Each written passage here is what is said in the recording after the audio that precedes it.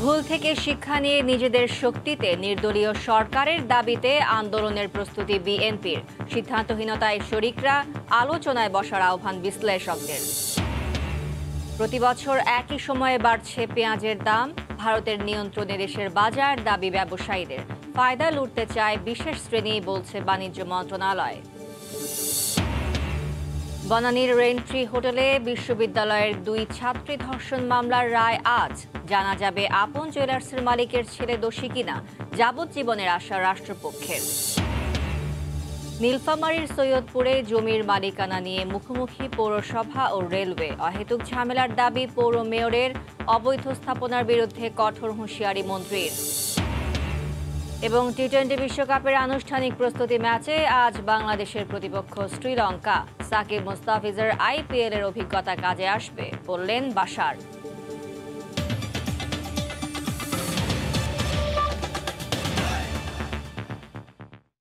ভোরের সময় সঙ্গে আছে আমি ফারজানা মুমু। অন্য কোনো দল কিংবা নেতা নির্ভর নয়, নির্দলীয় সরকারের দাবিতে এবার নিজেদের শক্তিতেই আন্দোলনের প্রস্তুতি নিচ্ছে বিএনপি। নেতারা বলছেন, বিগত 2 দফা নির্বাচনের ভুল থেকে শিক্ষা নিয়ে এবার মাঠে নামবেন তারা। তবে এ বিষয়ে এখনই কোনো সিদ্ধান্ত নিতে নারাজ তাদের শরিক দলগুলো। এদিকে বিএনপি নিরপেক্ষ সরকার ছাড়া নির্বাচনে অংশ না নেয়ার কথা বলেও এটি তাদের শেষ অবস্থান নয় মনে করেন বিশ্লেষকরা। আর জনগণের আস্থা অর্জন করতে না পারলে তাদের আন্দোলন খেই হারাবে বলেও মত তাদের। রাশেদ লিমনের রিপোর্ট। জাতীয় নির্বাচনের বাকি 2 বছরেরও বেশি। এখনই যেন বাঁচতে শুরু করেছে ভোটের দামামা। সিরিজ বৈঠক দিয়ে নিজেদের ঘর গোছানোর কাজ শুরু করেছে বিএনপি। সভা সেমিনারে বরাবরই এই সরকারের অধীনে নির্বাচনে না যাবার বিষয়ে নিজেদের অবস্থান জানান দিচ্ছে দলটি। আপত্তি আছে নির্বাচন কমিশন গঠন প্রক্রিয়া নিয়েও। গত 2 বারের নির্বাচনে নিজেদের দাবি আদায়ে ব্যর্থ এই দলটি তাহলে এই দফায় হিসেব মিলিতে কষছে কোন ছক? শীর্ষ পর্যায়ের নেতারা বলছেন, অতীতের ভুল থেকে শিক্ষা নিয়েছেন তারা। এবার আর পরনির্ভরশীলতা নয়, দাবি আদায়ে সামনে থেকে নেতৃত্ব দেবেন নিজেরাই। এই যাত্রায় জনগণকে বড় অস্ত্র মানলেও সেই জনগণ তাদের ডাকে সাড়া দেবে কিনা তা নিয়েও জোর বক্তব্য দিতে পারছেন না নেতারা। আমরা বিগত দিনের ভুল থেকে শিক্ষা নেব। যাদের এক নেতা এক দল, তাদের উপরে ডিপেন্ডেন্ট হব না। বিএনপি নিজের শক্তিতে এগোবে। আমার মনে হয় যে জনগণের সহ্যের সীমা অতিক্রম করে গিয়েছে। এবার বিএনপি যখন আন্দোলনের ডাক দেবে, জনগণ স্বতঃস্ফূর্তভাবে অংশগ্রহণ করবে বলে আমরা বিশ্বাস করি। এদিকে শরিক দলগুলো বলছে, চূড়ান্ত পরিকল্পনা সাজাতে হবে আরও সময় নিয়ে। এটা 2 বছর পরে, দিল্লি অনেক দূর, এখনো সিদ্ধান্ত নেওয়া হয় না। এটা বিএনপির নিজস্ব সিদ্ধান্ত, আমার নিজস্ব সিদ্ধান্ত। আমরাও যাব না নির্বাচনে নির্দলীয় নিরপেক্ষ সরকার না হলে। তবে সবার আগে ভোটারদের কাছে বিএনপির অবস্থান পরিষ্কার করার কথা বলছেন রাজনৈতিক বিশ্লেষকরা। পাশাপাশি জনগণ কেন তাদের উপর আস্থা আনবে সে বিষয়টিও স্পষ্ট করা জরুরি বলে মত তাদের। বিএনপিকে বলতে হবে যে সব বিষয় নিয়ে আমরা আলাপ করতে চাই, যাব না ইলেকশনে is not a good answer. আপনাকে সুষ্ঠু ইলেকশন করতে হবে, মাঠে নামতে হবে, জাতীয় সরকারের দাবিতে মাঠে নামতে হবে, আমাদের ভবিষ্যতের স্বপ্নটাকে পরিষ্কার করতে হবে। পরিষ্কারভাবে আমি কি করতে চাই সেটা। রাজপথের আন্দোলনের পাশাপাশি সরকারের সঙ্গে সংলাপের চেষ্টা চালিয়ে যাবারও পরামর্শ দিচ্ছেন বিশ্লেষকরা। রাশেদ লিমন, সময় সংবাদ, ঢাকা। কয়েক বছর ধরে একই সময়ে বাড়ছে পেঁয়াজের দাম। এর কারণ হিসেবে ব্যবসায়ীরা বলছেন, দেশের এই নিত্যপণ্যের বাজার নিয়ন্ত্রণ করছে ভারত। আর উৎপাদন বাড়ার পরও দাম বৃদ্ধির কারণ হিসেবে দুর্বল বাজার কাঠামোকে দায়ী করছে কৃষি মন্ত্রণালয়। তবে বাণিজ্য মন্ত্রণালয়ের দাবি, সংকট দেখিয়ে ফায়দা লুটতে চায় একটি বিশেষ শ্রেণী। কামরুল হাসান, সবুজের রিপোর্ট। 5 কেজি 6 কেজি এরকম কিনতাম, এখন তো 2 কেজি 2.5 কেজি কেনার জন্য একটা চিন্তা করতেছি।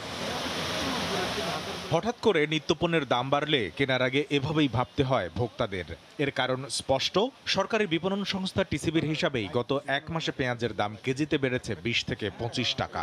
কয়েক বছর ধরে বছরের একই সময়ে পেঁয়াজের দাম বৃদ্ধির কারণ হিসেবে আমদানি নির্ভরতাকে দায়ী করছেন কমিশন এজেন্ট ও আমদানিকারকরা। ভারতের রপ্তানিকারকেরা যে বাজার নির্ধারণ করে সেই বাজারটাই বাংলাদেশের বাজার হয়। দেশে যে পরিমাণ উৎপাদন হয় সেটা এনাফ না। ইন্ডিয়া একটা দেশ, যে দেশের থেকে পেঁয়াজ এলে আমাদের দেশে কম পড়ে। কৃষি সম্প্রসারণ অধিদপ্তরের তথ্য, গত জুন পর্যন্ত এক বছরে পেঁয়াজের ৩৫ লাখ টন চাহিদার বিপরীতে উৎপাদন হয় ৩.৫ লাখ টন, আগের বছরের চেয়ে ৮ লাখ টন বেশি। সংরক্ষণ দুর্বলতায় সর্বোচ্চ 25% নষ্ট ধরলেও টিকে যায় 25 লাখ টনের বেশি। আমদানি প্রক্রিয়া স্বাভাবিক রয়েছে দাবি করে বাণিজ্য মন্ত্রণালয় বলছে, ঘাটতি দেখিয়ে ফায়দা লুটতে চায় বিশেষ একটি শ্রেণী। কোনো ঘাটতি নেই, ঘাটতি যারা বলে তারা আসলে মূলত ওই ম্যানিপুলেট করার জন্য বলে। কৃষিবিদদের মতে বাজারে নেই চাহিদা যোগান আর উৎপাদনের সঠিক পরিসংখ্যান, আর এই সুযোগ কাজে লাগাচ্ছেন ব্যবসায়ীরা। তাদের মতে আমদানি বন্ধেই রয়েছে এর আসল সমাধান। অ্যাকচুয়াল উৎপাদন কত আর আমাদের চাহিদা কত, এইখানে একটু রঙ্গরস খেলা আছে তত্ত্বের। কিছু সংখ্যক ব্যবসায়ী কারসাজি এবং কিছু তার সরকারি পর্যায়ের অনাগ্রহ। সমাধান হইল একটা, আমাদের প্যাকেজ আছে, উৎপাদন করে আমদানি করব না। কৃষি মন্ত্রণালয় বলছে, পেঁয়াজের উৎপাদন বাড়লেও মৌসুমের শুরুতে ন্যায্য মূল্য না পাওয়ায় আগ্রহ হারাচ্ছেন চাষিরা, যার প্রভাব পড়ছে মৌসুমের শেষে। 40 টাকা যদি হয় তাহলে ফার্মাররা লাভ করতে পারবে তাদের সিজনের সময়, কিন্তু সিজনে কিন্তু আমরা সেটা দিতে পারি না, যার ফলে পরবর্তী সময় বিভিন্ন হাত ঘুরতে ঘুরতে এটার দামটা একটু বেশি পায়। পেঁয়াজের উৎপাদন বৃদ্ধিতে নেয়া 4 বছর মেয়াদী পরিকল্পনায় চলতি অর্থ বছরে বার্ষিক চাহিদা অপরিবর্তিত রাখা হলেও উৎপাদন লক্ষ্যমাত্রা কমিয়ে ঘাটতি ধরা হয়েছে প্রায় 5 লাখ টন। কামরুল হাসান সবুজ, সময় সংবাদ, ঢাকা। এদিকে আগামী 1 মাস দ্রব্যমূল্যের বাজার পরিস্থিতি নিয়ে সুখবর নেই বাণিজ্য মন্ত্রণালয়ের কাছে। সোমবার সকালে এক বৈঠকে পেঁয়াজের ওপর থেকে শুল্ক প্রত্যাহারের নির্দেশনা দিয়ে এনবিআরকে মন্ত্রণালয় চিঠি দিয়ে বলে জানানো হয়। এছাড়া চিনি ও তেলের ওপর থেকে অ্যাডভান্স ট্যাক্স প্রত্যাহারের নির্দেশনাও দেওয়া হয়েছে। কয়েক মাস ধরেই নিত্যপণ্যের দাম লাগামহীন। সোমবার বাণিজ্য মন্ত্রণালয়ে নিত্য প্রয়োজনীয় পণ্যের মজুদ, সরবরাহ, আমদানি ও মূল্য পরিস্থিতি স্থিতিশীল রাখতে সংশ্লিষ্ট ব্যবসায়ীদের সঙ্গে এক সভা অনুষ্ঠিত হয়। বাণিজ্য সচিবের সভাপতিত্বে সভায় বাণিজ্যমন্ত্রী টিপু মুনশি ভার্চুয়াল মাধ্যমে যুক্ত হন। এতে এনবিআর, টিসিবি, বাণিজ্য মন্ত্রণালয়ের কর্মকর্তা ও ব্যবসায়ী নেতারা উপস্থিত ছিলেন। পেঁয়াজ সহ সভায় ভোজ্য তেল, চিনি ও মসুর ডালের মূল্য নিয়ে আলোচনা অনুষ্ঠিত হয়। সভার শুরুতে বাণিজ্য মন্ত্রণালয়ের অতিরিক্ত সচিব এইচএম শফিকুজ্জামান এসব পণ্যের আন্তর্জাতিক বাজার মূল্য ও বর্তমান পরিস্থিতির তুলনামূলক চিত্র তুলে ধরেন। এছাড়া মন্ত্রণালয়ের বিভিন্ন উদ্যোগের কথা জানানো হয় সভায়। ইন্ডিয়ায় বৃষ্টি হয়েছে দেখে আমাদের এখানে পেঁয়াজের বাজার অস্থির হয়ে গেছে। ইন্টারন্যাশনাল প্রাইস বৃদ্ধি পেয়েছে 11% ওভারঅল। 1 মাসে পেঁয়াজের ট্রাকে ওখানে যাতে স্পেশাল অ্যারেঞ্জমেন্টে আসতে পারে আমরা মনিটর করছি। আগামী 4 মাসের জন্য পেঁয়াজের উপর থেকে শুল্ক এবং চিনি ও তেলের উপর থেকে অ্যাডভান্স ট্যাক্স প্রত্যাহারে জাতীয় রাজস্ব বোর্ডকে নির্দেশনা দেওয়ার কথা বলেন বাণিজ্য সচিব। দেশে স্বয়ংসম্পূর্ণ না হওয়া পর্যন্ত এসব পণ্যের সংকট থাকবে বলে মন্তব্য করেন বাণিজ্য মন্ত্রী। এনবিআরকে অনুরোধ করা হয়েছে বিশেষত পেঁয়াজের যে শুল্ক আছে 5%, সেই শুল্ক প্রত্যাহার করার জন্য। তেল এবং চিনির উপরের শুল্ক বা যেটা অ্যাডভান্স ট্যাক্স আছে সেটা প্রত্যাহারের জন্য সেপ্টেম্বর থেকে ডিসেম্বর, এই সময় উৎপাদন হয় না সাধারণত।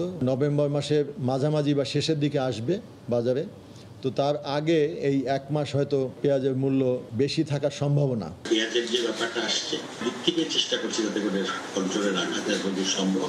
তবে আমাদের যতদিন পর্যন্ত আমরা স্বয়ং সম্পূর্ণ হব না ততদিন কখনো আমাদেরকে সেটা ক্রাইসিসের মধ্যে পড়তে হবে। কিন্তু কৃষি মন্ত্রণালয় চেষ্টা করে চলেছে। বাণিজ্য মন্ত্রণালয় জানিয়েছে, ভারত ও তুরস্ক থেকে ইতিমধ্যে 15,000 মেট্রিক টন পেঁয়াজ সংগ্রহ করা হয়েছে। প্রসূন আশিস, সময় সংবাদ, ঢাকা। আবারও আলোচনায় দেশের দ্বিতীয় পরমাণু বিদ্যুৎ কেন্দ্র নির্মাণের উদ্যোগ। পাবনার রূপপুরের পর দেশের দক্ষিণাঞ্চলে আরও একটি পরমাণু বিদ্যুৎ কেন্দ্র নির্মাণে রাশিয়ার সহযোগিতা চেয়েছেন প্রধানমন্ত্রী শেখ হাসিনা। তিনি আশা প্রকাশ করেন ভবিষ্যতে দেশটির পরমাণু সংস্থা বাংলাদেশকে এক্ষেত্রে সহযোগিতা করবে। এদিকে সুযোগ পেলে কোরিয়াও বাংলাদেশে পরমাণু বিদ্যুৎ কেন্দ্র নির্মাণে বিনিয়োগে আগ্রহ প্রকাশ করেছে। রাশিয়া বাংলাদেশের দ্বিপাক্ষিক সহযোগিতার নতুন দুয়ার উন্মোচিত হয় 2013 সালে এই চুক্তির মাধ্যমে। সে সময় পরমাণু শক্তিধর দেশটির সঙ্গে বাংলাদেশে একটি নিউক্লিয়ার প্রকল্প বাস্তবায়নে স্টেট এক্সপোর্ট ক্রেডিট চুক্তি স্বাক্ষর করে দুদেশ। তারই আলোকে দেশটির প্রত্যক্ষ আর্থিক ও কারিগরি সহযোগিতায় রূপপুরে শুরু হয় পরমাণু বিদ্যুৎ কেন্দ্রের নির্মাণ কাজ। 2017 সালে এর মূল নির্মাণ কাজ শুরুর পর থেকেই প্রধানমন্ত্রী শেখ হাসিনা দেশের দক্ষিণাঞ্চলে আরও একটি পারমাণবিক বিদ্যুৎ কেন্দ্র নির্মাণের রাষ্ট্রীয় পরিকল্পনার কথা বলে আসছিলেন। সবশেষ রোববারও তিনি একই প্রসঙ্গে কথা বলেন রূপপুরের প্রথম ইউনিটের চুল্লি স্থাপনের অনুষ্ঠানেও। এই পাওয়ার প্ল্যান্টটা হয়ে যাওয়ার পর আমরা দক্ষিণাঞ্চলে জায়গা খুঁজছি, আর একটা পাওয়ার প্ল্যান্ট আমরা করব। আমার ইচ্ছে পদ্মার ওপারেই করা। যেহেতু রাশিয়ার সহযোগিতায় পরমাণু প্রকল্পটি বাস্তবায়নের পথে অনেকটাই এগিয়েছে, তাই দেশে দ্বিতীয় বিদ্যুৎ কেন্দ্র নির্মাণেও দেশটির সহযোগিতা চেয়েছেন প্রধানমন্ত্রী শেখ হাসিনা। সোমবার সকালে গণভবনে প্রধানমন্ত্রীর সঙ্গে দেখা করেছেন রাশিয়ার রাষ্ট্রায়ত্ত পরমাণু সংস্থা রোসাটমের ডিজি অ্যালেক্সি লিখাচেভ। এই সৌজন্য সাক্ষাতে দেশটিকে পরমাণু খাতে আরও সহযোগিতার আহ্বান জানান প্রধানমন্ত্রী। রোসাটম প্রধান বলেন, বাংলাদেশের বিদ্যুৎ খাতে তার দেশ আরও সহযোগিতা করতে চায়। রূপপুরের নির্মাণযোগ্য ও বাস্তবায়নের সময়সীমা সম্পর্কেও শেখ হাসিনাকে অবহিত করেন অ্যালেক্সি লিখাচেভ। এদিকে দ্বিতীয় পরমাণু বিদ্যুৎ কেন্দ্রের নির্মাণ যজ্ঞে আগ্রহ দেখিয়েছে কোরিয়াও। ঢাকায় নিযুক্ত দেশটির রাষ্ট্রদূত সোমবার নারায়ণগঞ্জে এক অনুষ্ঠানে সাংবাদিকদের প্রশ্নের উত্তরে বলেন, সুযোগ পেলে কোরিয়াও বিনিয়োগ করতে চায় পরমাণু বিদ্যুতে। Obviously, Korea will be very interested in finding opportunity in this country when it comes to the second site of nuclear power plants. I'm not sure about the financial capability. Korean দূত জানান, পরমাণু প্রযুক্তিতে তার দেশ এখন বিশ্বে তৃতীয় অবস্থানে। দেবাশিস রায়, সময় সংবাদ, ঢাকা। বনানীর রেন্ট্রি হোটেলে বিশ্ববিদ্যালয়ের 2 ছাত্রী ধর্ষণ মামলার রায় ঘোষণা করা হবে আজ। এ রায়ের মধ্য দিয়ে জানা যাবে আপন জুয়েলার্সের মালিকের ছেলে দোষী কিনা। সকালে নারী ও শিশু নির্যাতন দমন ট্রাইব্যুনাল 7-এর বিচারক কামরুন নাহার এ রায় ঘোষণা করবেন। সাফাত ছাড়াও এই মামলার আরও 4 আসামি কারাগারে আছেন। এর মধ্যে নাইম ও সাকিব সাফাতের বন্ধু, রহমত সাফাতের দেহরক্ষী, বিল্লাল তার ড্রাইভার। আসামিদের মধ্যে আপন জুয়েলার্সের মালিক দিলদারের ছেলে সাফাত ও তার বন্ধু নাইমের বিরুদ্ধে ধর্ষণের অভিযোগ আনা হয়েছে। বাকি 3 জনকে অভিযুক্ত করা হয় ধর্ষণের সহযোগিতার জন্য। 2017 সালের 28শে মার্চ রাতে বনানীর রেন্ট্রি হোটেলে আটকে রেখে বিশ্ববিদ্যালয়ের 2 ছাত্রীকে ধর্ষণের অভিযোগ ওঠে। এ ঘটনার মাসখানেক পর আসামিদের বিরুদ্ধে মামলা করেন এক ভুক্তভোগী। একই বছর আসামিদের বিচার শুরু হয়। এর 4 বছর পর রায় ঘোষণা হচ্ছে আলোচিত এই মামলার। রাষ্ট্রপক্ষের আশা, আসামিদের সর্বোচ্চ সাজা যাবজ্জীবন হবে।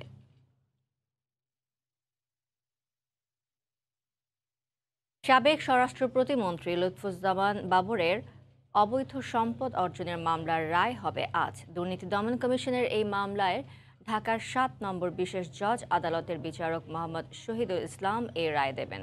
এর আগে গত 21শে সেপ্টেম্বর আত্মপক্ষ শুনানিতে নিজেকে নির্দোষ বলে দাবি করে আদালতে ন্যায় বিচার চেয়েছিলেন কারাবন্দী বাবর। 2008 সালের ওই মামলায় 1 যুগ পর গত 19শে সেপ্টেম্বর সাক্ষ্য গ্রহণ শেষ হয়। এই মামলা ছাড়াও 2টি মামলার ফাঁসির আসামি বাবর। 2007 সালে সেনা নিয়ন্ত্রিত তত্ত্বাবধায়ক সরকারের আমলে গ্রেফতার হয়েছিলেন বাবর।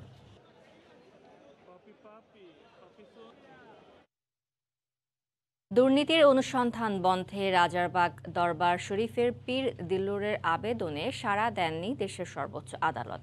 এর ফলে দুদকসহ 3টি সংস্থা তার বিরুদ্ধে দুর্নীতির অভিযোগ তদন্ত করতে পারবে। এর আগে ভুয়া মামলার ফাঁদে ফেলে হয়রানি ও সম্পত্তি আত্মসাতের অভিযোগে তার বিরুদ্ধে ব্যবস্থা নিতে সুপারিশ করেছিল মানবাধিকার কমিশন। দুদক বলছে, আইন অনুযায়ী ব্যবস্থা নেওয়া হবে পীরের বিরুদ্ধে। ভুয়া মামলায় ফাঁসিয়ে হয়রানি ও সম্পত্তি দখলের অভিযোগ ওঠে রাজারবাগ দরবার শরীফের পীর দিল্লুর রহমানের বিরুদ্ধে। সিআইডির এক প্রতিবেদনে বলা হয়েছে, এরকম 800টি ভুয়া মামলা করেছে রাজারবাগ। তদন্তে নামে জাতীয় মানবাধিকার কমিশনও। তাদের তদন্তেও উঠে আসে অনিয়মের নানা তথ্য। দৌরাত্ম্য বন্ধে রাজারবাগ পীরের সব আস্তানা বন্ধের সুপারিশও করে কমিশন। সিআইডি ও মানবাধিকার কমিশনের 2টি রিপোর্ট আমলে নিয়ে পীর দিল্লুর রহমানের দুর্নীতি তদন্তে দুদককে নির্দেশ দেন উচ্চ আদালত। জঙ্গিবাদে মদদ দেয়া হচ্ছে কিনা তাও খতিয়ে দেখতে বলা হয়। উচ্চ আদালতের এই আদেশ স্থগিত চেয়ে আবেদন করে পীর দিল্লুর। শুনানি শেষে হাইকোর্টের আদেশে বহাল রাখা হয়। ফলে তার বিরুদ্ধে দুর্নীতির তদন্তে কোনো বাধা রইল না। পীর সাহেবের বিরুদ্ধে এবং তার সঙ্গে সংশ্লিষ্ট ব্যক্তিবর্গের সম্পদের বিরুদ্ধে হাইকোর্ট যে তদন্তের নির্দেশ দিয়েছে, এটি চলতে কোনো বাধা নাই। দুর্নীতি দমন কমিশন কাউন্টার টেররিজম সেল এবং একই সাথে সিআইডি তাদেরকে যে রিপোর্ট দিয়েছে তারা তদন্ত করে রিপোর্ট দায়ের করবেন 30 নভেম্বরের মধ্যে। এতে কোনো বাধা থাকলো না এখন আর। দুদকের আইনজীবী বলছেন, আদালতের আদেশ হাতে পেলে নেওয়া হবে রাজারবাগ পীরের বিরুদ্ধে আইনি পদক্ষেপ। রাজারবাগের পীরের যে শত শত কোটি টাকা, সেই সম্পদ, এই সম্পদের উৎসগুলো সম্পর্কে আগামী 30 নভেম্বরের ভিতরে একটা প্রতিবেদন দাখিল করতে বলেছে। কপিটা পায়নি, তবে তারা অর্ডারের কপি পাওয়ার সাথে সাথেই তারা আনুষ্ঠানিকভাবে কাজ শুরু করবে। এদিকে রাজারবাগ পীরের বিরুদ্ধে মামলা করায় হুমকি দেওয়ার অভিযোগ করেছেন ভুক্তভোগীদের আইনজীবী। নিরাপত্তার জন্য থানায় জিডিও করেছেন তিনি। আফজাল হোসেন, সময় সংবাদ, ঢাকা। ই কমার্সের নামে একের পর এক বেরিয়ে আসছে কোটি কোটি টাকা প্রতারণার তথ্য। সন্দেহজনক লেনদেনে জড়িত 7টি প্রতিষ্ঠানের তালিকা করেছে সিআইডি। এর মধ্যে 32টির বিরুদ্ধে তদন্তও চলছে। এদিকে গ্রাহকের 50 কোটি টাকা আত্মসাতের ঘটনায় টিকিট.com-এর পরিচালক সহ 2 জনকে গ্রেফতার করা হয়েছে।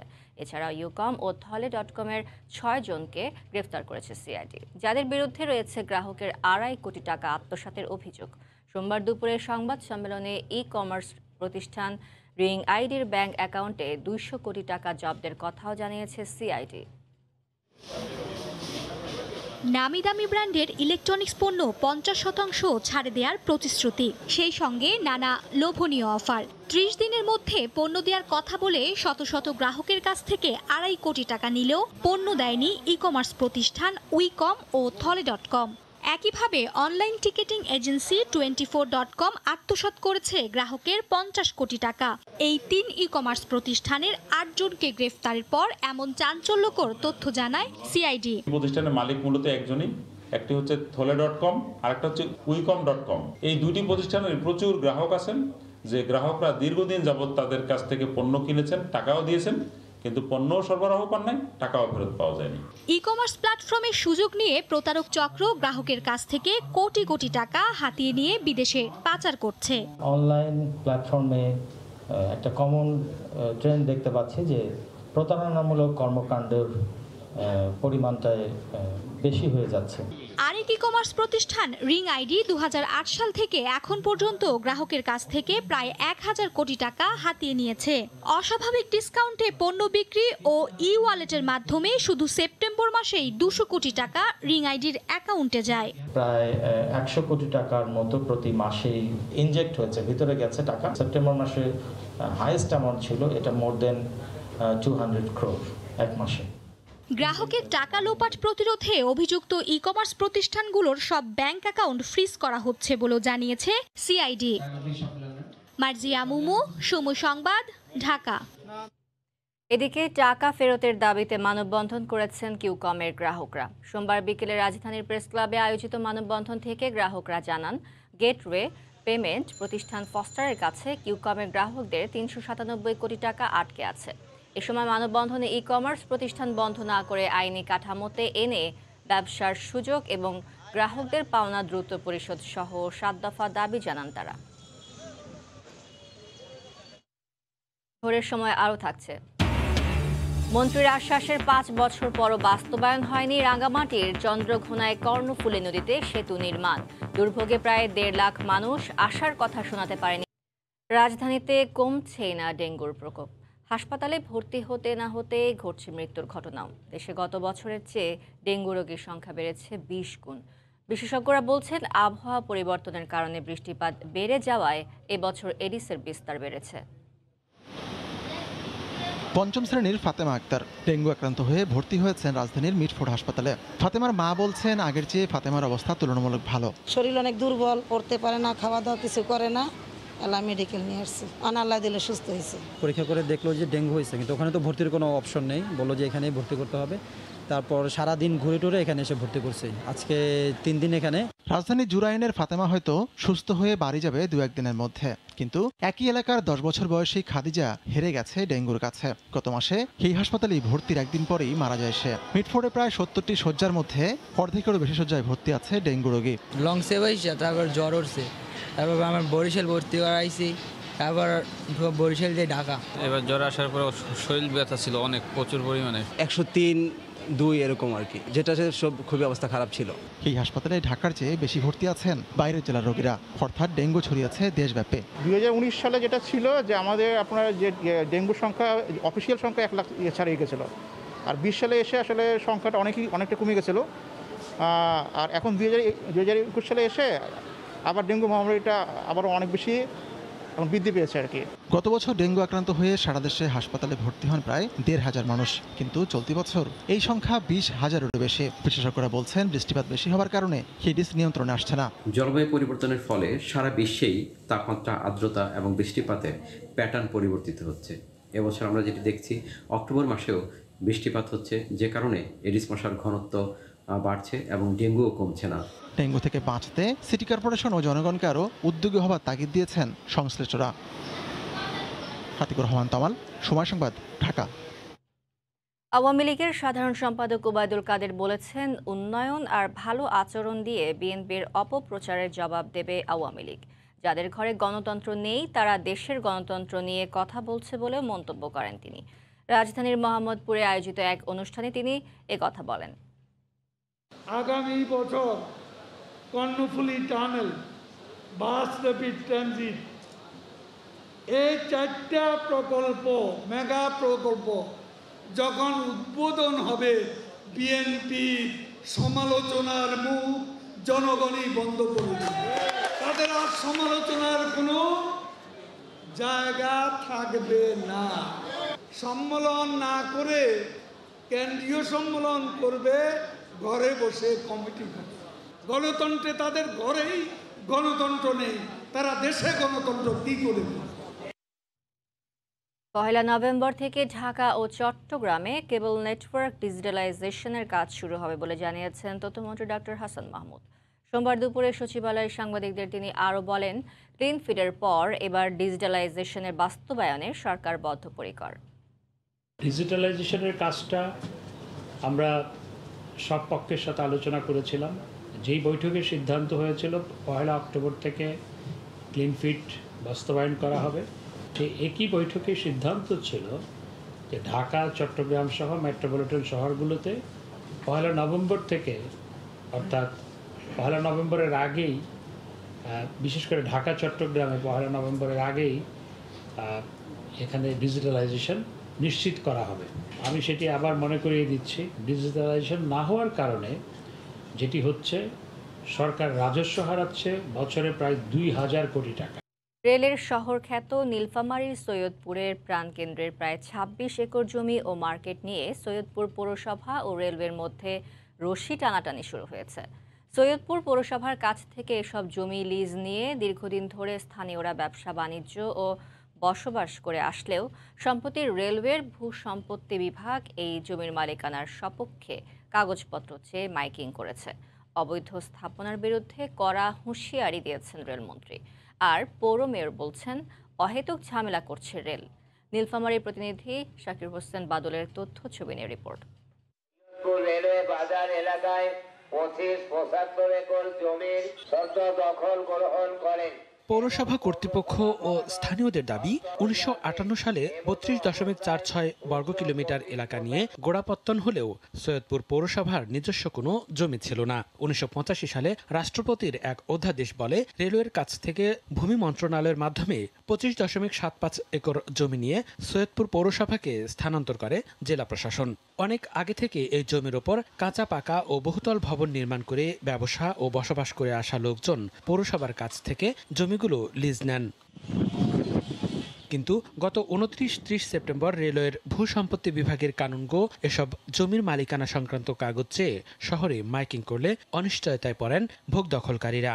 নকশা অনুমোদন নিয়ে আমরা বিল্ডিং করেছি এবং প্রায় 6 মাস পর হোক, 1 বছর পর হোক, রেলের পক্ষ থেকে মাইকিং করা হয়, এটা কাগজ জমা দাও, ওটা কাগজ জমা দাও।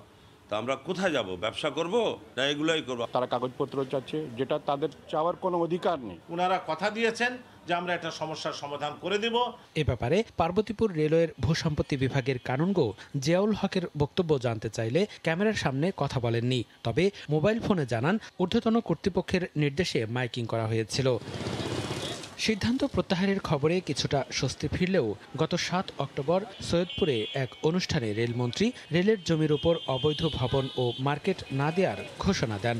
রেলের যে জায়গা সেটার একটা ম্যানেজমেন্ট, প্রপার ম্যানেজমেন্ট যাতে আমরা করতে পারি। ঠিক আছে, আপনি আসেন, আপনি করে খান, কিন্তু আমাকে টাকাটা দেন। রেলকে 1 টাকা দিবেন না, আপনি নিজের বাপদাদার সম্পত্তির মতো আপনি ব্যবহার করবেন, আপনি খাবেন, এগুলো হইতে পারে। রেলওয়ের এই তৎপরতাকে অহেতুক বলে মন্তব্য পৌর মেয়রের। এই জমিটি নিয়ে রেল ও পৌরসভার মধ্যে দীর্ঘদিন থেকে দ্বন্দ্ব বিদ্যমান। রেল কর্তৃপক্ষ মামলা করলেও রায় পৌর পরিষদের পক্ষেই আসে। সৈয়দপুর পৌর এলাকায় রেলের প্রায় 100 একর জমি রয়েছে, যার প্রায় 600 একরই বেদখলে। সময় সংবাদ, নীলফামারী। উদ্বেগজনক হারে বেড়েছে চলন্ত ট্রেনে পাথর নিক্ষেপের ঘটনা। টঙ্গী ও ভৈরব বেশি ঝুঁকিপূর্ণ এলাকা হিসেবে চিহ্নিত করা হয়েছে। এই অবস্থায় সচেতনতা বাড়াতে কমলাপুর থেকে জয়দেবপুর পর্যন্ত লিফলেট বিতরণ ও স্টেশনে সভা করছে রেলওয়ে পুলিশ। যাত্রীরা বলছেন ট্রেন লাইনের আশপাশের বস্তি থেকে পাথর বেশি ছোড়া হয়। পাথর নিক্ষেপের স্পটগুলো চিহ্নিত করে সোমবার সকাল থেকে শুরু হয় ঢাকা বিভাগ রেলওয়ের প্রচারণা। কমলাপুর স্টেশন থেকে রেলের বিশেষ গ্যাংকারে করে পর্যবেক্ষণ করা হয় গাজীপুর পর্যন্ত রেল লাইন। যেতে যেতে চোখে পড়ে লাইনের উপর দোকানপাট, কোথাও কোথাও গড়ে উঠেছে বস্তিও। চোখে পড়ে রেল লাইনের উপর মানুষের অবাধ বিচরণ। বেশিরভাগ পাথর নিক্ষেপের ঘটনা এসব জনবহুল এলাকা থেকে ঘটে। তাই বিমানবন্দর রেল স্টেশনে যাত্রা বিরতি দিয়ে যাত্রীদের মাঝে সচেতনতামূলক লিফলেট বিতরণ করা হয়। পাথর নিক্ষেপ রোধে সাধারণ মানুষের সহযোগিতা চাওয়া হয়। ইয়ারকি ছলে ঢিলটা মেরে দিল, পাথরটা মেরে দিল, এর জন্য একটা মানুষের অনেক বড় ক্ষতি হয়, এমনকি মৃত্যু পর্যন্ত হতে পারে। যতটা সম্ভব মানুষকে বোঝানোর চেষ্টা করব যাতে পাথর কেউ না মারে। রেলের ঢাকা বিভাগ জানায় চলতি বছর 76টি পাথর মারার ঘটনা ঘটেছে। এতে আহত হয়েছে 15 জন। এ বিভাগের মধ্যে টঙ্গী ও ভৈরব এলাকা বেশি ঝুঁকিপূর্ণ হিসেবে চিহ্নিত করা হয়েছে। বাড়ানো হয়েছে আইন শৃঙ্খলা বাহিনীর তৎপরতা। তেজগাঁও রেল স্টেশনে ঢোকার মুখে, টঙ্গী স্টেশনে ঢোকার মুখে, কিশোরগঞ্জ থেকে ছেড়ে আছে ভৈরবে ঢোকার মুখে, এই স্থানগুলোতে ঘটনাগুলো বেশি ঘটছে। আমরা স্কুল, কলেজ, স্থানীয় জনপ্রতিনিধিদের সাথে আমরা বিভিন্ন সময় বৈঠক করব। চলতি বছর একই অপরাধে 25 জনকে আটক করা হয়েছে বলে জানায় রেলওয়ে পুলিশ। পাথর নিক্ষেপের ঘটনায় জড়িতদের ধরিয়ে দিতে পারলে পুরস্কারের ঘোষণা করা হয়। সুনির্দিষ্ট কোনো তথ্য এবং ছবি যদি আমাদেরকে দিতে পারে, আমরা এই সংবাদদাতাকে 5000 টাকা করে পুরস্কৃত করব। তো এরকম একটা কার্যক্রম আছে, যে কোনো যাত্রী সাধারণ, যে কোনো জনসাধারণ এই কার্যক্রমে অংশগ্রহণ করতে পারে। এরপর গ্যাংকার রওনা হয় গাজীপুরের উদ্দেশ্যে। জয়দেবপুর রেল স্টেশনেও বিতরণ করা হয় লিফলেট। নাজমুস সালেহী, সময় সংবাদ, ঢাকা। যশোর শিক্ষা বোর্ডের 2.5 কোটি টাকা আত্মসাতের ঘটনায় প্রধান অভিযুক্ত হিসাব সহকারী আব্দুস সালাম দায় স্বীকার করে বোর্ডকে চিঠি দিয়েছে। একই সঙ্গে তার স্ত্রীকে দিয়ে 15,42,000 টাকার একটি পে অর্ডার বোর্ড সচিব বরাবর পাঠিয়েছেন। বাকি টাকা ফেরতের প্রতিশ্রুতি দিয়ে চেয়েছেন সময়। দুদক বলছে চিঠি দিয়ে এভাবে দায় মুক্তির কোনো সুযোগ নেই। জুয়েল মৃধার তথ্য, আবুল কালাম আজাদের ছবি নিয়ে রিপোর্ট। অডিটে বেরিয়ে আসে যশোর শিক্ষা বোর্ডের 2.5 কোটি টাকা উধাওয়ের ঘটনা। গঠন করা হয় 5 সদস্যের তদন্ত কমিটি। নামমাত্র 2টি প্রতিষ্ঠানের নামে চেক জালিয়াতি করে এই টাকা আত্মসাতের ঘটনায় দুদকের কাছে অভিযোগও দায়ের করা হয়। এরপরই তড়িঘড়ি করে রোববার প্রধান অভিযুক্ত হিসাব সহকারী আব্দুস সালামের স্ত্রী বোর্ডের প্রধান ফটকে নিরাপত্তা কর্মীদের কাছে বোর্ডের সচিব বরাবর লেখা একটি চিঠি ও একটি পে অর্ডার দিয়ে যান। চিঠিতে দায় স্বীকার করে বাকি টাকা পরিশোধের সময় চেয়েছেন আব্দুস সালাম। তার আগের দিন থেকে পলাতক ছিল, 7 তারিখ থেকে। হঠাৎ করে কালকে তার স্ত্রীর মাধ্যমে একটা চিঠি পাঠিয়েছে। সে ক্ষমা চাচ্ছে, কিন্তু সমস্ত দোষ স্বীকার করছে এবং বলছে সব টাকা আমি পরিশোধ করব, আমাকে একটু সময় দেন এবং আমাকে ক্ষমা করে দেন। সে সমস্ত দায় নিজে একা স্বীকার করেছে। চিঠি দিয়ে দায় মুক্তির সুযোগ নেই। এ দুর্নীতির সঙ্গে অন্য কেউ জড়িত রয়েছে কিনা তা তদন্ত করা হচ্ছে বলে জানায় দুদক। কে দায় মুক্ত হলো না মুক্ত হলো সে বিষয় নিয়ে আমরা ওটা আমাদের মাথায় থাকে না। ঠিক আছে, আমরা কাগজপত্র দেখে কাজ করি।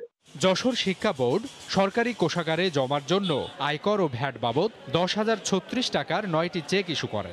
ওই 9টি চেক জালিয়াতি করে ভেনাস প্রিন্টিং অ্যান্ড প্যাকেজিং এর নামে 1,89,12,010 টাকা এবং শাহিল আল স্টোরের নামে 61,32,000 টাকা উত্তোলন করে আত্মসাৎ করা হয়। সময় সংবাদ, যশোর। কিশোরগঞ্জের শহীদ সৈয়দ নজরুল ইসলাম মেডিকেল কলেজ হাসপাতালে জরুরি বিভাগে ভাঙচুর ও কর্মরত এক সিনিয়র নার্সকে মারধরের অভিযোগ উঠেছে স্থানীয় এক আওয়ামী লীগ নেতার ছেলের বিরুদ্ধে। এ ঘটনার প্রতিবাদে নানা কর্মসূচি করেছেন নার্স ও কর্মচারীরা। নূর মোহাম্মদের পাঠানো তথ্য ছবিনের রিপোর্ট। সিনিয়র নার্সকে লাঞ্ছিত ও হাসপাতালের আসবাবপত্র ভাঙচুরের প্রতিবাদে সোমবার সকালে কর্মবিরতি পালন ও বিক্ষোভ মিছিল করেন কিশোরগঞ্জ শহীদ সৈয়দ নজরুল ইসলাম মেডিকেল কলেজ হাসপাতালের নার্স ও কর্মচারীরা। মিছিল শেষে প্রধান ফটকের সামনে মানববন্ধন করা হয়। এক পর্যায়ে চেয়ার ছিল সামনে, লাঠি দিয়ে চেয়ারটা ফেলাইছে আর টেবিলের মধ্যে চাপা দিয়ে ওর কাছে একটা বাটা মূল্য মোবাইল ছিল, ওইটাতে আমার উপর পিকে মারছে। চেয়ার অনেক সময় রোগীরা বাইরে নিয়ে যায়, তো এই জন্য আমরা ট্রলিতে করে রোগীকে নিয়ে যাওয়ার ব্যবস্থা করছি, কিন্তু ওনারা হুইল চেয়ারের জন্যই জবরদস্তি করতে থাকেন। এই ঘটনায় হাসপাতাল কর্তৃপক্ষের প্রয়োজনীয় ব্যবস্থা নেওয়ার আশ্বাসে প্রায় 2.5 ঘন্টা কর্মবিরতির পর কাজে যোগ দেন নার্স ও কর্মচারীরা। এসপি সাহেবের সাথে কথা বলেছি, সবাই বিষয়টাকে গুরুত্বের সাথে নিয়েছেন এবং এটা দ্রুত যাতে সুষ্ঠু বিচার হয় সেই ব্যবস্থা করবেন বলে ওনারা আশ্বাস দিয়েছেন। রোববার রাতে হাসপাতালের জরুরি বিভাগে এক রোগী নিয়ে যান সদর উপজেলার যশোদল ইউনিয়ন আওয়ামী লীগের সভাপতি শফিকুল ইসলাম বাবুলের ছেলে ছাত্রলীগ কর্মী আজহারুল হক তমাল। এ সময় রোগীর জন্য হুইল চেয়ার না পেয়ে কর্তব্যরত সিনিয়র নার্স শফিক মিয়াকে মারধর ও জরুরি বিভাগের আসবাবপত্র ভাঙচুর করেন তমাল ও তার সহযোগীরা। সময় সংবাদ, কিশোরগঞ্জ। দীর্ঘ 19 মাস পর খুলেছে জাহাঙ্গীরনগর বিশ্ববিদ্যালয়ের 16টি আবাসিক হল। করোনায় দীর্ঘ বিরতির পর সহপাঠী ও বন্ধুদের সঙ্গে দেখা হওয়ায় উচ্ছ্বসিত শিক্ষার্থীরা। মুজাফফর হোসেন জয়ের তথ্য ও মনির হোসেনের ছবি নিয়ে রিপোর্ট। করোনার দীর্ঘ বিরতির পর আবারও সেই চিরচেনা রূপে ফিরেছে প্রিয় শিক্ষাঙ্গন। চোখে মুখে উচ্ছ্বাস আর আনন্দ নিয়ে জাহাঙ্গীরনগর বিশ্ববিদ্যালয়ের হলগুলোর সামনে এভাবেই অপেক্ষারত শিক্ষার্থীরা। উচ্ছ্বাসের কমতি ছিল না শিক্ষকদেরও, তাই তো ফুল আর প্রয়োজনীয় সুরক্ষা সামগ্রীতে বরণ করে নেন প্রিয় শিক্ষার্থীদের। বেলা বাড়ার সাথে সাথে শিক্ষার্থীদের পদচারণায় মুখর হয়ে ওঠে ক্যাম্পাস চত্বর। এমন একটা অনুভূতি ভাষায় প্রকাশ করা যাবে না। প্রথমেই যখন আমি ডেডিকেটে নামি, মনে হচ্ছিল যে এতদিন আমি 19 মাস পর আমার নিজের জায়গাতে আসছি। আত্মীয়ের বাসায় ঢাকায় ছিলাম, সেখান থেকে ক্যাম্পাস খোলার কথা শুনে সাথে সাথে চলে আসছি। আবেগ আর আনন্দ যেমন ছিল তেমনি ছিল স্বাস্থ্যবিধি মানতে প্রশাসনের সর্বোচ্চ সতর্কতা। খুশির দিন, কারণ কোভিডের এই যে অনির্ধারিত ছুটির পরে আমাদের বিশ্ববিদ্যালয়ের হলগুলি আমরা আজকে খুলে দিচ্ছি এবং প্রত্যেকটা হলেই আমাদের শিক্ষার্থীদের জন্য আমরা সুনির্দিষ্ট কিছু স্বাস্থ্যবিধি অনুসরণ করছি। যারা রেজিস্ট্রেশন করেও এখন পর্যন্ত 1 ডোজ টিকা পাননি, তাদের 8টি বুথের মাধ্যমে টিকা দেওয়ার ব্যবস্থা করেছে বিশ্ববিদ্যালয় কর্তৃপক্ষ। আর এই টিকা নিতে পেরে খুশি শিক্ষার্থীরাও। আজকে আমরা ইউনিভার্সিটিতে টিকা দেওয়ার কর্মসূচি যেহেতু পালিত হচ্ছে, আমরা খুশি। এনআইডির কারণে এতদিন টিকা দিতে পারিনি, কিন্তু আজকে এখানে এসে এত সহজে টিকা দিয়ে দিচ্ছি। এই সময় স্বাস্থ্য অধিদপ্তরের অতিরিক্ত মহাপরিচালক মির্জাদি সেব্রিনা ফ্লোরা 8টি টিকার বুথের কার্যক্রম পরিদর্শন করেন। বাংলাদেশ থেকে করোনা সংক্রমণ প্রতিরোধ করাটা হচ্ছে প্রায়োরিটি। ট্রান্সমিশন চেইন ব্রেক করার জন্য বাংলাদেশে যারা আছে তাদেরকে যত দ্রুত পারি আমরা টিকার আওতায় আনার জন্য আমরা কাজ করছি। আগামী 21 অক্টোবর থেকে বিশ্ববিদ্যালয়ের একাডেমিক কার্যক্রম শুরু হওয়ার কথা। সময় সংবাদ, সাভার। 21শে পদকপ্রাপ্ত নাট্যাভিনেতা ডক্টর ইনামুল হকের মৃত্যুতে সাংস্কৃতিক অঙ্গনে নেমে এসেছে শোক। বিকেলে তার মৃত্যুর খবরে বেইলি রোডের বাসভবনে ছুটে যান সহকর্মী, ভক্ত, অনুরাগীরা। আজ কেন্দ্রীয় শহীদ মিনারে শ্রদ্ধা নিবেদন শেষে বনানী কবরস্থানে তাকে দাফনের কথা রয়েছে। গুণী এই অভিনেতার মৃত্যুতে শোক জানিয়েছেন প্রধানমন্ত্রী শেখ হাসিনা। অভিনয়ের সাথেই ছিল আজন্ম বসবাস। জীবনব্যাপী নিমগ্ন গুণী এই অভিনেতা অভিনয়কে কেবল পেশা নয়, নিয়েছিলেন শিল্পবোধে উৎসাহী মনকে তৃপ্ত করার মাধ্যম করে। শুরুটা মঞ্চ থেকে। নটরডেম কলেজে পড়াশোনাকালীন সময়ে প্রথম মঞ্চে অভিনয় করেন। 1968 সালে বুয়েট ক্যাম্পাসে নাগরিক নাট্য সম্প্রদায়ের যাত্রা শুরু হয়। এই দলের প্রতিষ্ঠাতা সদস্য ছিলেন তিনি। বুড়ো শালিকের ঘাড়ে রো, রেদওয়ান গাজীর কিস্সা, নুরুল দিনের সারা জীবন সহ আরো বহু নাটকে অভিনয় করে স্মরণীয় হয়ে আছেন তিনি। 1995 সালে তিনি প্রতিষ্ঠা করেন নাগরিক নাট্যাঙ্গন নামে আরেকটি নাট্যদল। লিখেছেনও বিস্তর মঞ্চ, টেলিভিশনের নাটক, লিখেছেন সাহিত্য। টেলিভিশন নাটকেও ছিলেন জনপ্রিয়। গুণী এই অভিনেতা শারীরিকভাবে সুস্থই ছিলেন। সোমবার দুপুরে খাবারের পর ছিলেন বিশ্রামে। আরাম কেদারে বসে আকস্মিকভাবে মৃত্যু হয় তার। ডক্টর ইনামুল হকের মৃত্যুর খবর শুনে ছুটে আসেন দীর্ঘদিনের শিল্পবন্ধু, সহকর্মী, ভক্ত, অনুরাগীরা। শেষ বিদায়কালে বন্ধু পরিজনরা জানিয়েছেন কান্না ভেজা বিদায়ী অভিবাদন। উনি সাম্প্রদায়িক সংস্কৃতির বিরুদ্ধে উনি অবিচল সংগ্রামের কাণ্ডারি ছিলেন। সেই 68 সাল 69 সাল থেকে একসঙ্গে কাজ করছি। মুক্তিযুদ্ধ ও মুক্তিযুদ্ধের সময় আমি যখন স্বাধীন বাংলা বেতার কেন্দ্রে যাব, আমার সব ব্যবস্থা করে দিল। যে এইভাবে চলে যাবে এটা ভাবতেও পারিনি। আমরা ডক্টর এনামুল হককে একজন গুণী নাট্যজন হিসেবে চিরদিন মনে রাখবো। শুধু এটুকুই বলি, এনাম ভাই, আপনি আমাদের পথে আছেন, আপনি চিরজীবী হন। মঙ্গলবার সকাল 11টায় ইনামুল হকের মরদেহ কেন্দ্রীয় শহীদ মিনারে রাখা হবে সর্বসাধারণের শ্রদ্ধা নিবেদনের জন্য। এরপর বনানী কবরস্থানে শায়িত হবেন ডক্টর ইনামুল। ফাতেমা আইনি, সময় সংবাদ, ঢাকা। বাংলাদেশের টি-20 বিশ্বকাপ মিশনের খবর। আইসিসির প্রথম অফিসিয়াল প্রস্তুতি ম্যাচ খেলতে আজ শ্রীলঙ্কার বিপক্ষে মাঠে নামবে টাইগাররা। আবুধাবিতে ম্যাচটি শুরু হবে বাংলাদেশ সময় রাত 8টায়। আনুষ্ঠানিক এই প্রস্তুতি ম্যাচ খেলতে রোববার ওমান থেকে আবুধাবিতে পৌঁছে লাল সবুজের প্রতিনিধিরা। সূচিতে বিশ্রামের কথা থাকলেও লঙ্কানদের বিপক্ষে প্রস্তুতি ম্যাচের আগে অনুশীলন করেছে মাহমুদুল্লাহ বাহিনী। ওমান এ দলের বিপক্ষে অনানুষ্ঠানিক ম্যাচে 60 রানের বড় জয়ে ফুরফুরে মেজাজে আছে দল। পিঠে হালকা ব্যথা থাকায় এই ম্যাচও বিশ্রামে থাকবেন ক্যাপ্টেন মাহমুদুল্লাহ। সেক্ষেত্রে দলকে নেতৃত্ব দেবেন লিটন দাস। বৃহস্পতিবার একই মাঠে আয়ারল্যান্ডের বিপক্ষে দ্বিতীয় ও শেষ অফিসিয়াল ওয়ার্ম আপ ম্যাচ খেলবে টাইগাররা। কিছুটা ইনজুরিতে ভুগছেন বাংলাদেশ ক্রিকেট দলের 2 পেসার তাসকিন আহমেদ ও সাইফুদ্দিন, যে কারণে আরেক পেসার রুবেল হোসেনকে দলের সাথে রাখা হয়েছে, এমনটা জানিয়েছেন cricket operations chairman Akram Khan. Team ম্যানেজমেন্টের সিদ্ধান্তে রিজার্ভ স্কোয়াডে থাকা আমিনুল বিপ্লবকে দেশে ফেরত পাঠানো হয়েছে বলেও জানান তিনি। খবরটা মন খারাপ করার মতোই, তবে সংবাদটা খুব দুশ্চিন্তার নয়। তা হলো টি-20 বিশ্বকাপের মূল দলে থাকা বাংলাদেশের পেস অ্যাটাকের অন্যতম 2 সেরা সেনানী স্পিড স্টার তাসকিন আহমেদ ও পেস অলরাউন্ডার সাইফুদ্দিন ভুগছেন কিছুটা ইনজুরিতে। তবে উদ্বিগ্ন হবার মতো কিছু নয়।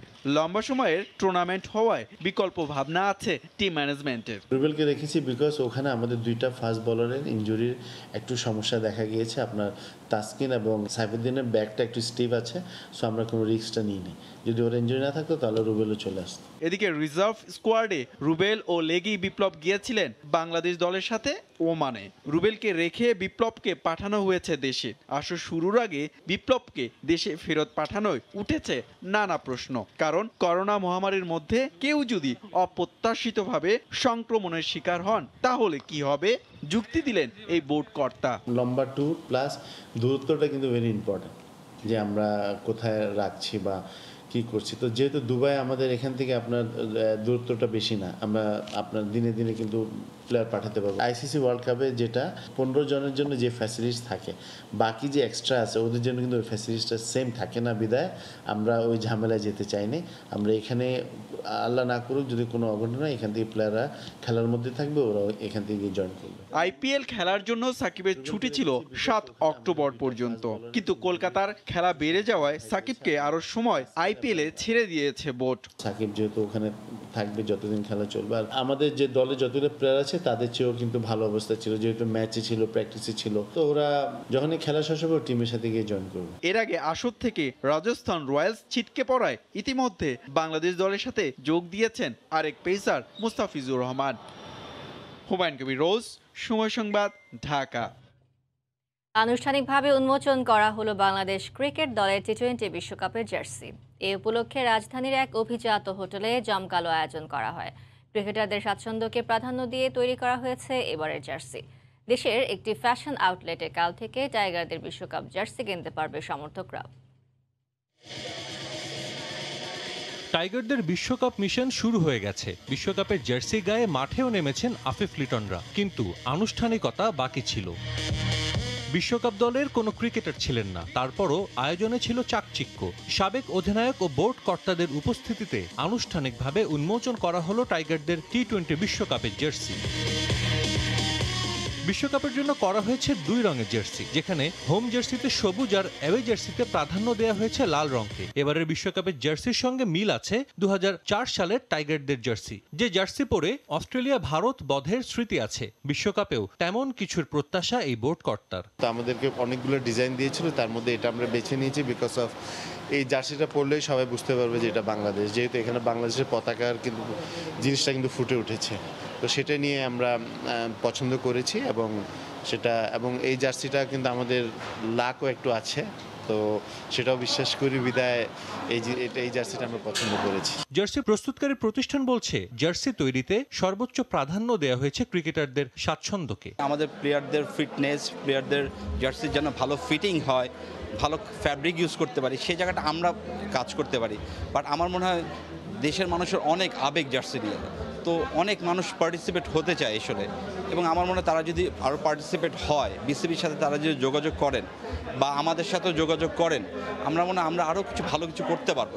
আর সামনে অনেকগুলো ব্যাক টু ব্যাক ইভেন্ট আছে, আমরা সামনে আরও অনেক ভালো কিছু করার সুযোগ আছে। বিশ্বকাপে বাংলাদেশকে প্রতিনিধিত্ব করবেন 11 জন, আর ওদের সাহস দেবে 17 কোটি সমর্থক। বিশ্বকাপ মানেই যেন এক উৎসব, আর এই উৎসবের অংশ হতে সমর্থকরাও সুযোগ পাবেন কাঙ্ক্ষিত এই জার্সি কিনতে। আগামী বুধবার থেকে বাজারে পাওয়া যাবে এই জার্সি। ছোটদের জার্সির মূল্য ধরা হয়েছে 1000 টাকা আর বড়দের 1400 টাকা। রাঙ্গামাটির চন্দ্রঘোনায় কর্ণফুলী নদীতে একটি সেতু এলাকাবাসীর দীর্ঘদিনের স্বপ্ন। সেতু না থাকায় যাতায়াতে চরম দুর্ভোগ পোহাতে হচ্ছে তাদের। 2016 সালে সেতুমন্ত্রী আশ্বাস দিলেও তা এখনও বাস্তবায়নের উদ্যোগ নেওয়া হয়নি। অথচ সেতুটি নির্মাণ হলে শুধু রাজস্থলী নয়, এই এলাকার সঙ্গে সড়কপথে সরাসরি যুক্ত হবে বান্দরবান জেলাও। হেফাজত সবুজের পাঠানো তথ্য, ছবি নিয়ে রিপোর্ট। খরস্রোতা কর্ণফুলী নদী বিভক্ত করে রেখেছে রাঙ্গামাটি জেলার সাথে রাজস্থলী উপজেলা ও বান্দরবান জেলাকে। প্রতিদিন গড়ে ছোট বড় হাজার খানেক যানবাহন চলাচল করে এই পথে। এতে বেশিরভাগ সময় ফেরির জন্য থাকতে হয় দীর্ঘ অপেক্ষায়। কৃষিপণ্য, মৌসুমি ফল আর জরুরি রোগী নিয়ে প্রায়ই ফেরিঘাটে বিপাকে পড়তে হয় এলাকাবাসীদের। নির্দিষ্ট সময়ে গন্তব্যে পৌঁছাতে অনেকেই ছোট ছোট সাম্পান দিয়ে ঝুঁকি নিয়ে পার হয় প্রমত্তা কর্ণফুলী। বর্ষায় জোয়ার ও কাপ্তাই হ্রদের পানি ছেড়ে দিলে ঝুঁকি বাড়ে বহুগুণে, ডুবে যায় ফেরিঘাট। এর উপর রাত 10টার পর ফেরি না পাওয়ার চিন্তা তো আছেই, তখন নৌকাই একমাত্র ভরসা। আমরা এই যে সরকারি মাল টানাটানি করতেছি, আমাদের এক জামে 3 ঘন্টা 4 ঘন্টা এরকম থাকতে হয়। এখানে খুব দ্রুত একটা ব্রিজ হয়ে গেলে আমার মনে হয় ভালো হবে। ইমার্জেন্সি কোনো রোগী নিয়ে যেতে হচ্ছে, তাহলে ফেরির জন্য অপেক্ষা করতে হয়। অথচ 2016 সালে চন্দ্রঘোনা ফেরিঘাট পরিদর্শন করে সেতু বা টানেল নির্মাণের আশ্বাস দিয়েছিলেন সড়ক ও সেতুমন্ত্রী ওবায়দুল কাদের। সেই আশ্বাসের বাস্তবায়ন চান এলাকাবাসী ও জনপ্রতিনিধিরা। সেতুমন্ত্রী মহোদয় আমাদেরকে আশ্বস্ত করেছিলেন যে অনতিবিলম্বে আমাদের এই ব্রিজটা করে দিবে, কিন্তু অদ্যাবধি আমরা এই ব্রিজটা পাচ্ছি না। তবে সেতু নির্মাণের সম্ভাব্যতা যাচাইয়ের ওপরই নির্ভর করছে সিদ্ধান্ত, জানালেন সড়ক ও জনপথ বিভাগের কর্মকর্তা। সম্ভাব্যতা যাচাইয়ের জন্য একটি পরামর্শ কমিটি বর্তমানে কাজ করছে। তাদের রিপোর্টের ভিত্তিতে আমরা পরবর্তী পদক্ষেপ গ্রহণ করব। সেতুর অভাবে ভোগান্তিতে আছেন এই এলাকার প্রায় 1.5 লাখ মানুষ। সময় সংবাদ, রাঙ্গামাটি। নির্মাণের 18 বছর পরও ঠাকুরগাঁওয়ে কেন্দ্রীয় বাস টার্মিনাল চালু হয়নি। বিদ্যুৎ ও ড্রেনেজ ব্যবস্থা না থাকার ঠুনকো অজুহাতে পরিবহন মালিক শ্রমিকদের অনীহায় 1.5 কোটি টাকা ব্যয়ে নির্মিত অত্যাধুনিক স্থাপনাটি এখন নেশাখোর আর ভবঘুরেদের আস্তানা। ঠাকুরগাঁও থেকে জিয়াউর রহমান বকুলের তথ্য, ছবি নিয়ে প্রতিবেদন। ঠাকুরগাঁও কেন্দ্রীয় বাস টার্মিনাল, পুরো ভবনেই বখাটে ও নেশাখোরদের রাজত্ব।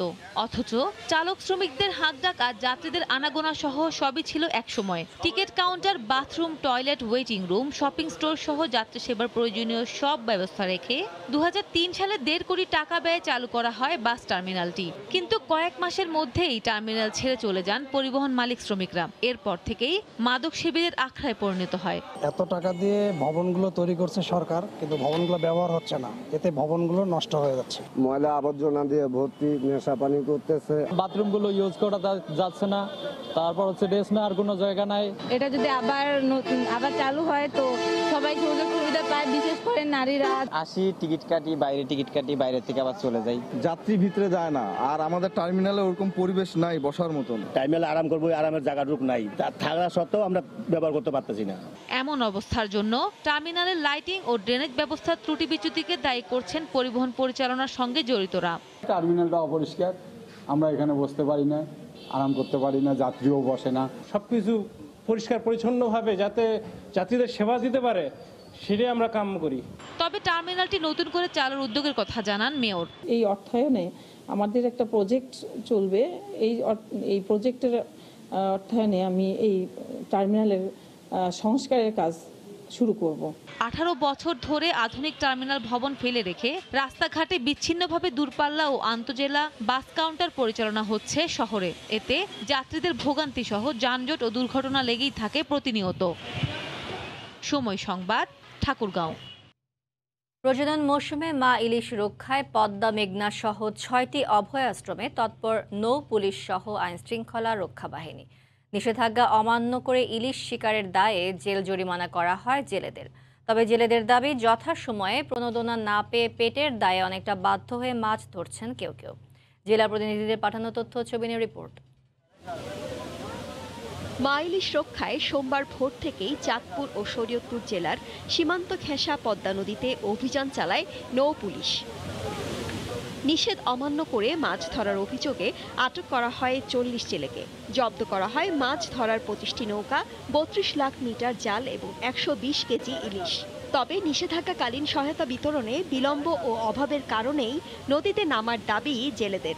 আমাদেরকে যে চাল দেয়, চাল আমাদের হয় না, কারণ আমাদের সংসারের ভিতরে আমার বাবা আছে, মা আছে, আমরা 5-6 জন, কিন্তু 20 কেজি চালে আমাদের 22 দিন যায় না। জাল কাট পাইনি, ঠিক আছে, বাবা মা আছে, ছোট ভাই বোন আছে, বাধ্য হয়ে মাছ ধরতে আসতেছি। এই অভিযানের ফলে আমরা 40 জন জেলেকে আমরা আটক করতে সমর্থ হয়েছি।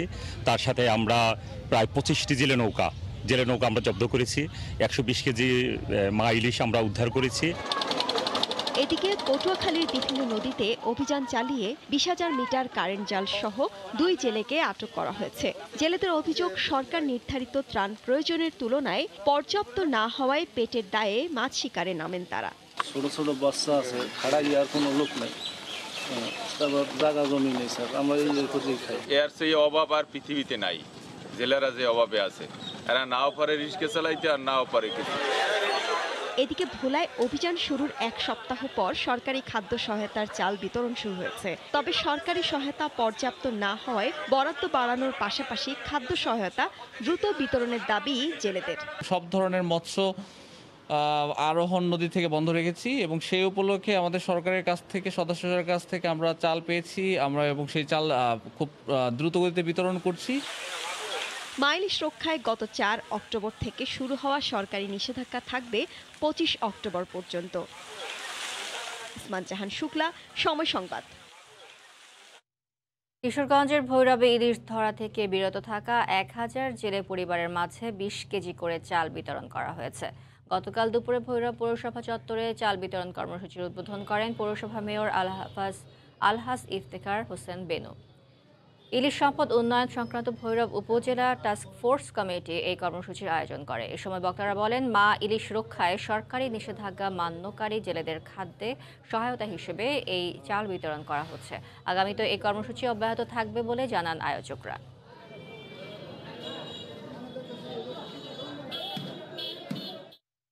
ভোরের সময় আরও থাকছে। অনাবৃষ্টিতে লাল হয়ে শুকিয়ে যাচ্ছে আমন ধানের পাতা। মৌলভীবাজারে ধান খেতে মাজরা পোকার আক্রমণ, লিকুইড পটাশিয়াম ছিটানোর পরামর্শ। চট্টগ্রাম সেনাবাহিনীর বহরে যুক্ত হল যুক্তরাষ্ট্র থেকে আনা 2টি অত্যাধুনিক হেলিকপ্টার। এখন থেকে দুর্গম এলাকায় দ্রুত চিকিৎসা ও জরুরি রসদ পৌঁছে দেওয়া যাবে সহজে। গতকাল সকালে সেনাপ্রধান জেনারেল SM শফিউদ্দিন আহমেদ চট্টগ্রামে আর্মি এভিয়েশন ফরওয়ার্ড বেসের উদ্বোধন করেন। সাখাওয়াত টিপুর ক্যামেরায় কমলদের রিপোর্ট। কর্মচঞ্চল চট্টগ্রামের পতেঙ্গায় স্থাপন করা আর্মি এভিয়েশন ফরওয়ার্ড বেজে ভোরের আলো না ফুটতে একের পর এক সেনা হেলিকপ্টার অবতরণ করছে। সবশেষ হেলিকপ্টারে আসলেন সেনাপ্রধান জেনারেল SM শফিউদ্দিন আহমেদ।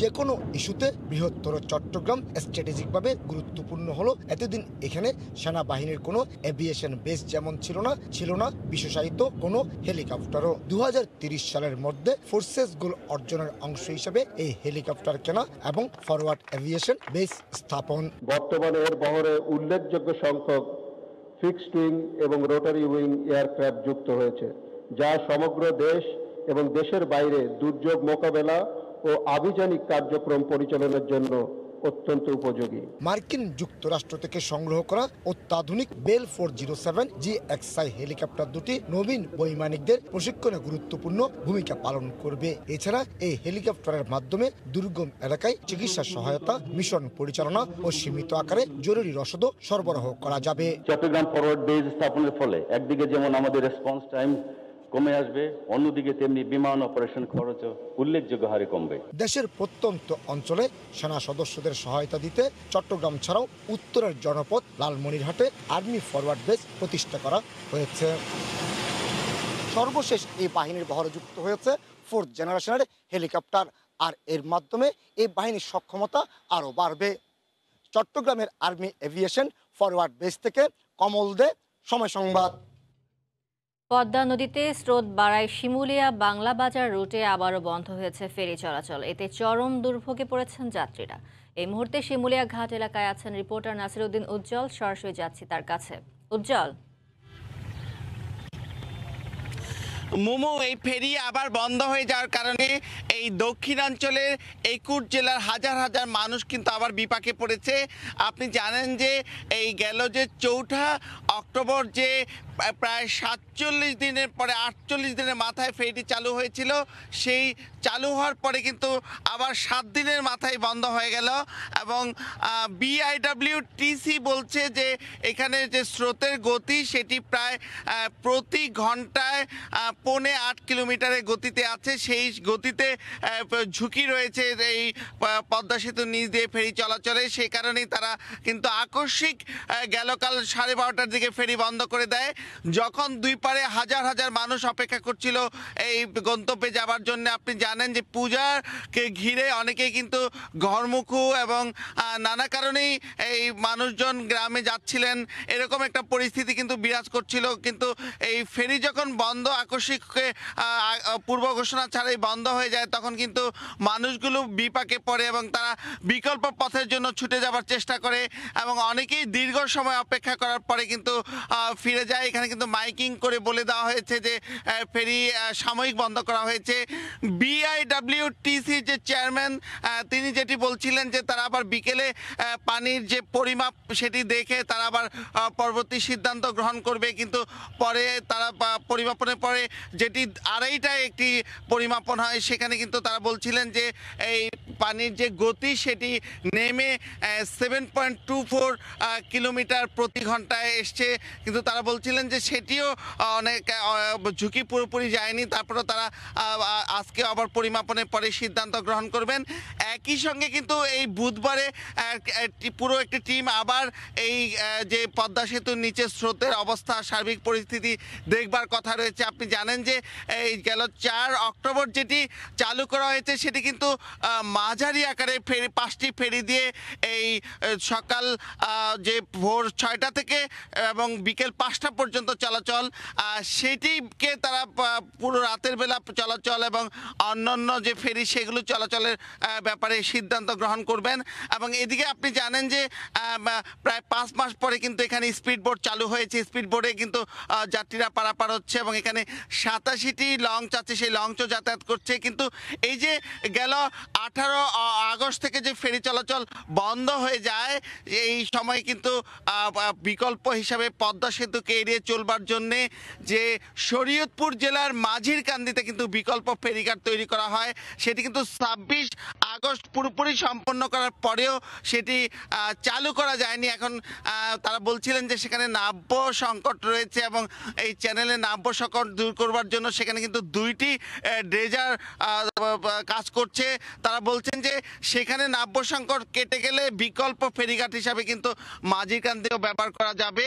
এবং এই যে ফেরি চলাচলে মানুষের দুর্ভোগ সেই সম্পর্কে কিন্তু বিআইডব্লিউটিসি দুঃখ প্রকাশ করে তারা বলছেন যে এই সময়টায় কিন্তু এই যে স্রোতের গতি এটা এরকমটা থাকবার কথা নয়, আকস্মিকই এই গতিটি বেড়েছে এবং এটি দ্রুত নিয়ন্ত্রণে আসবার পরে তারা এটি চলাচল করতে পারবেন। কিন্তু এখানকার যারা যাত্রী সাধারণ তারা কিন্তু এটি মানতে নারাজ। তারা বলছেন যে এখন কিন্তু প্রকৃতিতে শিশির ঝরছে এবং শরৎ বিদায় নিয়ে কিন্তু হেমন্ত একেবারে কাছে এবং শীত দরজায় কড়া নাড়ছে। সে অবস্থায় যে এত নাব্য সংকট হতে পারে কিন্তু স্রোতের কারণে ফেরি বন্ধ থাকবে এটি তারা মানতে নারাজ। এবং তারা বলছেন যেখানে এই ছোট ছোট ট্রলার, লঞ্চ, স্পিড বোট সকল রকমের নৌযান চলতে পারছে, সেখানে এত বড় বড় ফেরি কেন চলতে পারবে না এই প্রশ্ন কিন্তু তারা রাখছেন।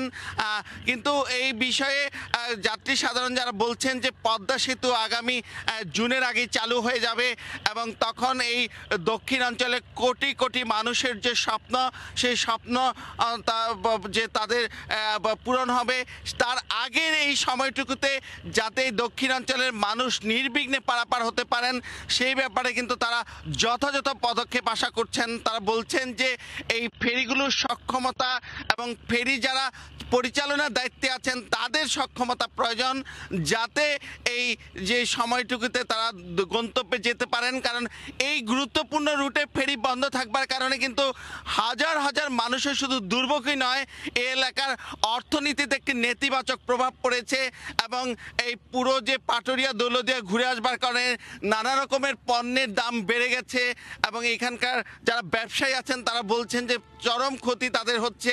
এখানকার উৎপাদিত কৃষি পণ্য যথাসময়ে বাজারজাত করতে পারছে না এবং এইসব সমস্যাদির পাশাপাশি কিন্তু অনেক রুগী যারা নানা রকম স্বাস্থ্যগত সমস্যায় আছেন তাদের কিন্তু যথাসময়ে হাসপাতালে নিতে গিয়ে নানা রকম চ্যালেঞ্জ তৈরি হচ্ছে। এই বিষয়গুলো কিন্তু প্রতিদিন এখানে রয়েছে। আর দীর্ঘ সময় রাতের বেলায় ফেরি বন্ধ থাকবার কারণে অনেকে যারা জ্যামের কারণে বা যথাসময়ে আসতে না পারছেন তারা কিন্তু এখানে ঘাটে এসে যখন এখানে কোনো আবাসিক হোটেল নেই, কোনো থাকবার জায়গা নেই, তখন কিন্তু তাদের যে নানা রকম আকুতি কষ্ট সেটি কিন্তু অমানবিক এবং বাধ্য হয়ে কিন্তু অনেক নারী পুরুষ এখানে যে বিআইডব্লিউটি এর যে এখানকার শেড রয়েছে সেই শেডের রাস্তার মধ্যে কিন্তু গাদাগাদি করে তারা রাত্রি যাপন করে এবং এমন দৃশ্য প্রতিদিনকার। এবং এখানকার মানুষ বলছেন যে এই যে তাদের কষ্ট, এই কষ্টকে দ্রুত নিরাময়ের জন্যে এই ফেরি সার্ভিস যে সচল করা খুবই জরুরি। তো এখানকার এই ছিল সবশেষ মোমো। ফেরি চলাচল বন্ধের সবশেষ খবর জানাতে শিমুলিয়া ঘাট এলাকা থেকে এতক্ষণ সরাসরি যুক্ত হয়েছিলেন সহকর্মী নাসিরউদ্দিন উজ্জ্বল। খাগড়াছড়ির পাহাড়ে জুম চাষ, এখন চলছে ধান কাটার উৎসব। ধান ছাড়াও চাষ হয়েছে বিভিন্ন জাতের সবজি। ফলন ভালো হওয়ায় চাষিরা এখন ব্যস্ত জুম ক্ষেত থেকে ফসল ঘরে তোলায়। চলছে নবান্ন উৎসবের প্রস্তুতিও। তবে চাষের জন্য সার বীজের পাশাপাশি সরকারিভাবে প্রণোদনা চান জমিয়ারা। আর মাটি ক্ষয় না করে বৈজ্ঞানিক পদ্ধতিতে চাষাবাদ করার পরামর্শ কৃষি বিভাগের। খাগড়াছড়ি থেকে জিতেন বড়ুয়ার পাঠানো তথ্য, ছবি নিয়ে রিপোর্ট।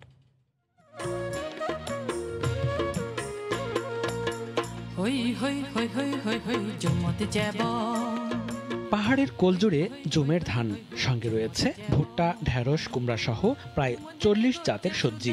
এখন চলছে ধান কাটার উৎসব। অনেকে ধান কাটার পর মাড়াই করাও শুরু করেছেন। ধানের পর শুরু হবে তিল, আদা, হলুদ সহ অন্যান্য ফসল ঘরে তোলার কাজ। জুমে ভালো ফলন হওয়ায় খুশি চাষিরা। তারা জানান গত বছরের চেয়ে এবছর উৎপাদন বেশি হবে। আমার ধান এবছর খুব হলুদ টুলু খুব সুন্দর হয়েছে। বৃষ্টিপাত ভালো হওয়ার কারণে ফসলগুলো খুব ভালো হয়েছে। পোকামাকড় ক্ষয়ক্ষতি করতেছে। কৃষি অফিস থেকে আমরা কিছু হেল্প বা পরামর্শ পেলে আমরা সামনে বছর আরো ভালোভাবে করতে পারবো। তবে পাহাড় ক্ষয় রোধে জুম চাষের ধরন পরিবর্তন প্রয়োজন বলে মনে করে স্থানীয় কৃষি গবেষণা ইনস্টিটিউট। আধুনিক পদ্ধতিতে চাষাবাদ করলে একই জমিতে বারবার ফসল উৎপাদন করা সম্ভব বলে জানান এই কর্মকর্তা। ঝুম চাষ এই অঞ্চলের একটি ঐতিহ্য, তো এটাকে ধরে রাখতে হবে। প্লাস এর সঙ্গে কিন্তু আমরা এই যে ঝুমকে আরো আধুনিকায়ন করতে পারি, যার মাধ্যমে ঝুমের চাষটি আরো লাভজনক হতে পারে। জুমিয়াদের সব ধরনের পরামর্শ দিচ্ছে স্থানীয় কৃষি বিভাগ। তবে জুমে উচ্চ ফলনশীল ফসল উৎপাদন প্রয়োজন বলে জানান কৃষি কর্মকর্তারা। আধুনিক জাতগুলো 1.5 গুণ বেশি ফলন দিচ্ছে আর কি। আমরা যদি নতুন জাতগুলো যদি আমরা ঝুম চাষের মধ্যে পর্যাপ্ত বীজ সরবরাহ করতে পারি, তাহলে কৃষকরা অধিক লাভবান হবে। কৃষি বিভাগের তথ্য অনুযায়ী চলতি মৌসুমে জেলায় 1910 হেক্টর জমিতে জুম চাষ হয়েছে। উৎপাদনের লক্ষ্যমাত্রা ধরা হয়েছে 2986 মেট্রিক টন। সময় সংবাদ, খাগড়াছড়ি। পাকিস্তানি কায়দায় দেশ পরিচালনার জন্য দেশ ও বহির্বিশ্বে একটি চক্র অপতৎপরতা চালাচ্ছে বলে মন্তব্য করেছেন ধর্ম প্রতিমন্ত্রী মোহাম্মদ ফরিদুল হক খান। গতকাল দুপুরে ভোলায় জেলা প্রশাসকের সম্মেলন কক্ষে এই অনুষ্ঠানে তিনি বলেন, ষড়যন্ত্রকারীদের চিহ্নিত করার জন্য সবাইকে ঐক্যবদ্ধ হয়ে কাজ করতে হবে। পাকিস্তানি কায়দায় দেশকে পরিচালনা করার জন্য বিভিন্ন সময় বিভিন্নভাবে দেশীয় এবং ইন্টারন্যাশনালি আন্তর্জাতিকভাবে একটা চক্র এই জায়গায় কাজ করে, সম্প্রীতি নষ্ট করে, এবং তারা কোনো ধর্মের না, তারা কোনো বর্ণের না, তারা কোনো গোত্রের না। ওই লোকগুলোকে চিহ্নিত করার জন্যই আমাদের আপনাদের সবার ঐক্যবদ্ধ হতে হবে। মেজর অবসরপ্রাপ্ত সিনহা হত্যা মামলার ৫ম দফায় দ্বিতীয় দিনের মতো সাক্ষ্য গ্রহণ হয়েছে। গতকাল 5 জন সাক্ষ্য প্রদান করেন। সোমবার সকালে জেলা ও দায়রা জজ মোহাম্মদ ইসমাইলের আদালতে শুরু হয় এই বিচার কাজ। প্রথমে 27তম সাক্ষী সেনাবাহিনীর সার্জেন্ট জিয়াউর রহমানের সাক্ষ্য গ্রহণ দেন।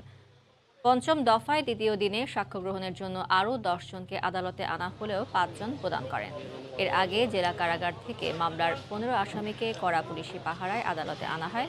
গত বছর 31শে জুলাই রাতে কক্সবাজার টেকনাফ মেরিন ড্রাইভ সড়কের শামলাপুর চেকপোস্টে পুলিশের গুলিতে নিহত হন সেনাবাহিনীর অবসরপ্রাপ্ত মেজর সিনহা মোহাম্মদ রাশেদ খান।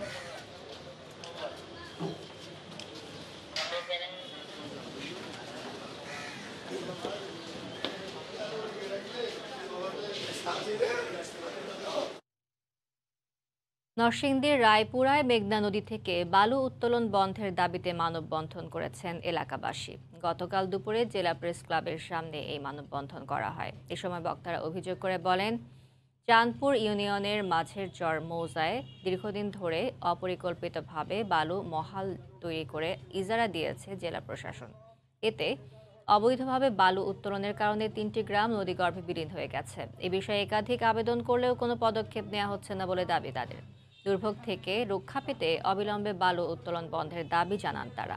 পরে জেলা প্রশাসকের মাধ্যমে প্রধানমন্ত্রীর কাছে স্মারকলিপি দেন এলাকাবাসী।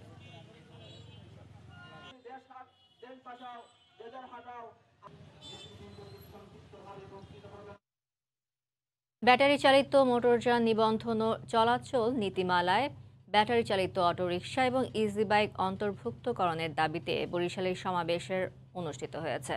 গতকাল সকালে রিকশা ও ভ্যান চালক শ্রমিক ইউনিয়নের পক্ষ থেকে নগরীর অশ্বিনী কুমার হলের সামনে এ সমাবেশ আয়োজন করা হয়। এ সময় বক্তারা সারা দেশের কয়েক লাখ ব্যাটারি চালিত রিকশা চালক ও তাদের পরিবারের কথা চিন্তা করে সরকারকে দ্রুত পদক্ষেপ নেবার আহ্বান জানান। অন্যথায় কঠোর আন্দোলনের হুঁশিয়ারি দেন তারা।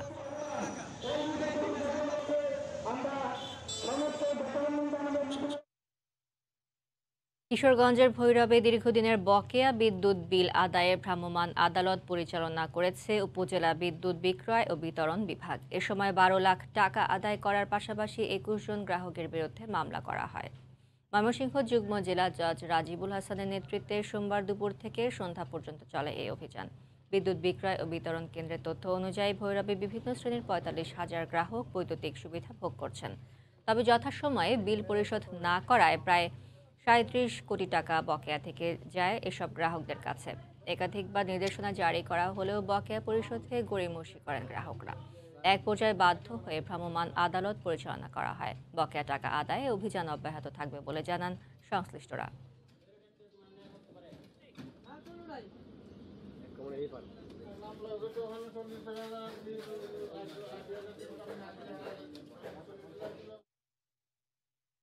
পটুয়াখালীতে উদ্বোধন হতে যাচ্ছে শেখ রাসেল শিশু পার্ক। আজ এর উদ্বোধন করবেন স্থানীয় সরকার, পল্লী উন্নয়ন ও সমবায় মন্ত্রী মোহাম্মদ তাজুল ইসলাম। স্থানীয় সরকার মন্ত্রণালয়ের বার্ষিক উন্নয়ন কর্মসূচির আওতায় 6 কোটি 39 লাখ টাকা ব্যয়ে প্রকল্পটি বাস্তবায়ন করেছে জেলা পরিষদ। 5 একর জমির উপর নির্মিত পার্কটিতে 8 ধরনের রাইড রয়েছে। করোনা মহামারীর কারণে নির্মাণ কাজ শেষ হওয়ার প্রায় 1 বছর পর পার্কটি উদ্বোধন হলেও আনন্দিত শিশু ও অভিভাবকরা।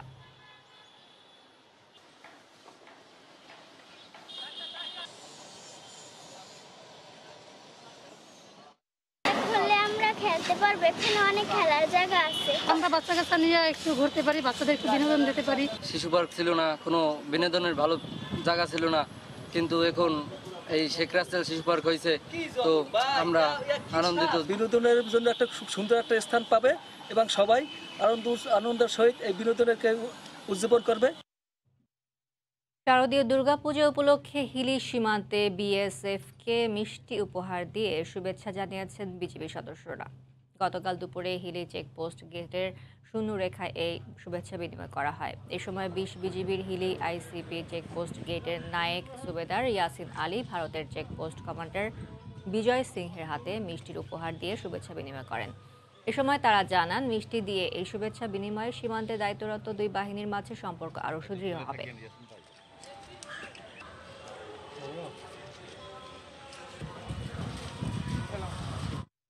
মহাসপ্তমীর খবর। ঠাকুরগাঁওয়ের মণ্ডপে মণ্ডপে চলছে পূজা অর্চনা। ফুল, বেলপাতা ও মিষ্টান্ন নিয়ে হাজির হচ্ছেন দেবী ভক্তরা।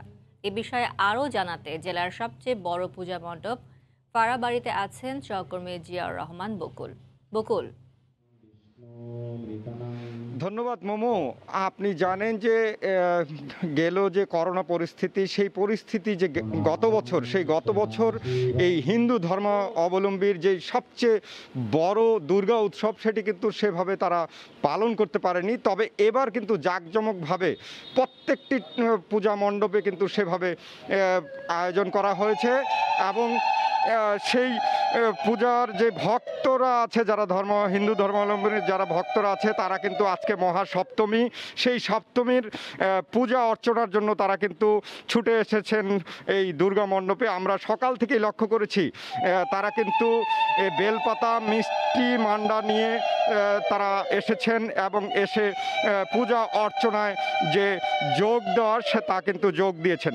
তো আমরা একটু কথা বলতে চাই যে এই পূজা মণ্ডপের যে সভাপতি রয়েছেন ওনার কাছে, যে আসলে এই যে দীর্ঘ করোনা সময় কেটে গেল, যে গত বছর আপনি বলছিলেন যে সেভাবে উৎসবটি পালন করা যায়নি, এবারের পরিস্থিতি আপনি কিভাবে দেখছেন? সবাইকে মহাসপ্তমীর শুভেচ্ছা। আমরা গতবার মহামারী করোনার কারণে ভালোভাবে করতে পারিনি, পূজাটাকে আয়োজন করতে পারিনি। তো এবার আমরা চেষ্টা করেছি যথাযথ সর্বোচ্চ স্বাস্থ্যবিধি মেনে যাতে আমাদের এই পূজাটাকে ভালোভাবে আমরা সম্পন্ন করতে পারি। আর আপনি জানেন যে আমাদের ফাড়াবাড়ি শ্রী শ্রী সার্বজনীন দুর্গাপূজা হচ্ছে এই ঠাকুরগাঁও জেলার মধ্যে সর্বোচ্চ এবং এখানেই জেলার সর্ববৃহৎ পূজাটির আয়োজন করা হয়ে থাকে। তো এখানে আমরা এবছর চেষ্টা করেছি যাতে সব কিছু আয়োজন করে, বিশেষ করে লাইটিং, আরও আমাদের পূজা এখানে যে পূজার মন্দিরের যে প্রতিমার যে দর্শন, এগুলো সবচেয়ে ভালো করার চেষ্টা করেছি। আর এখানে আমাদের স্থানীয় লোকাল প্রতিনিধি, যিনি অত্র ইউনিয়নের চেয়ারম্যান জনাব সুব্রত কুমার বর্মন, উনি প্রধান উপদেষ্টা, উনিও আমাদেরকে যথাসাধ্য হেল্প করেছেন। পাশাপাশি আমাদের ধন্যবাদ আপনাকে। আমরা শুনছিলাম যে এই যে করোনা পরিস্থিতি পেরিয়ে যাওয়ার পরে কিছুটা যেহেতু উন্নত হয়েছে, সে কারণে কিন্তু এখানকার যেই হিন্দু ধর্মের যে পূজারীরা আছে বা যারা ভক্তবিন্দুরা আছে, তারা কিন্তু এই দুর্গা মণ্ডপে এসছেন, সকাল থেকে কিন্তু পূজা অর্চনা চালিয়ে যাচ্ছেন। আমরা পুরোহিতের সাথে কথা বলেছিলাম এখানকার, তিনি যে বিষয়টি জানিয়েছেন যে মহাসপ্তমীর আজকে হলো সূর্য ওঠার আগে কিন্তু গঙ্গায় কলা গাছ, পুরো একটি কলা গাছকে পুরোপুরিভাবে গোছল করানোর পরে নতুন কাপড় পরানো হয়, তারপরেই কিন্তু এই মণ্ডপে কর্মযজ্ঞ শুরু হয়। আমরা কিন্তু সেটি লক্ষ্য করছি যে এলাকার যারা ভক্তবিন্দুরা আছে, তারা কিন্তু এই মণ্ডপে এসছেন এবং এসে তারা পূজা অর্চনার জন্য তারা কাজ চালিয়ে যাচ্ছেন। তো এই ছিল আমার কাছ থেকে ঠাকুরগাঁয়ের ফাড়াবাড়ি পূজা মণ্ডপ থেকে সবশেষ। মোমো। ঠাকুরগাঁয়ে ফাড়াবাড়ি পূজা মণ্ডপ থেকে মহাসপ্তমীর সবশেষ খবর জানাতে সহকর্মী জিয়াউর রহমান এতক্ষণ আমাদের সঙ্গে যুক্ত হয়েছিলেন।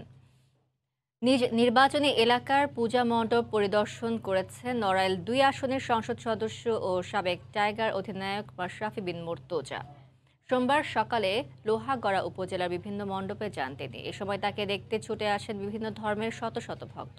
পূজা উদযাপন কমিটির সদস্যদের সঙ্গে পূজার বিভিন্ন বিষয় নিয়ে তিনি কথা বলেন, আশ্বাস দেন বিভিন্ন সমস্যার সমাধানের। এ সময় অনেকে প্রিয় মুহূর্তটি ক্যামেরাবন্দি করে রাখেন। সবাইকে শারদীয় শুভেচ্ছা জানিয়ে সাম্প্রদায়িক সম্প্রীতির ধারা ভবিষ্যতে অব্যাহত রাখার আহ্বান জানান তিনি।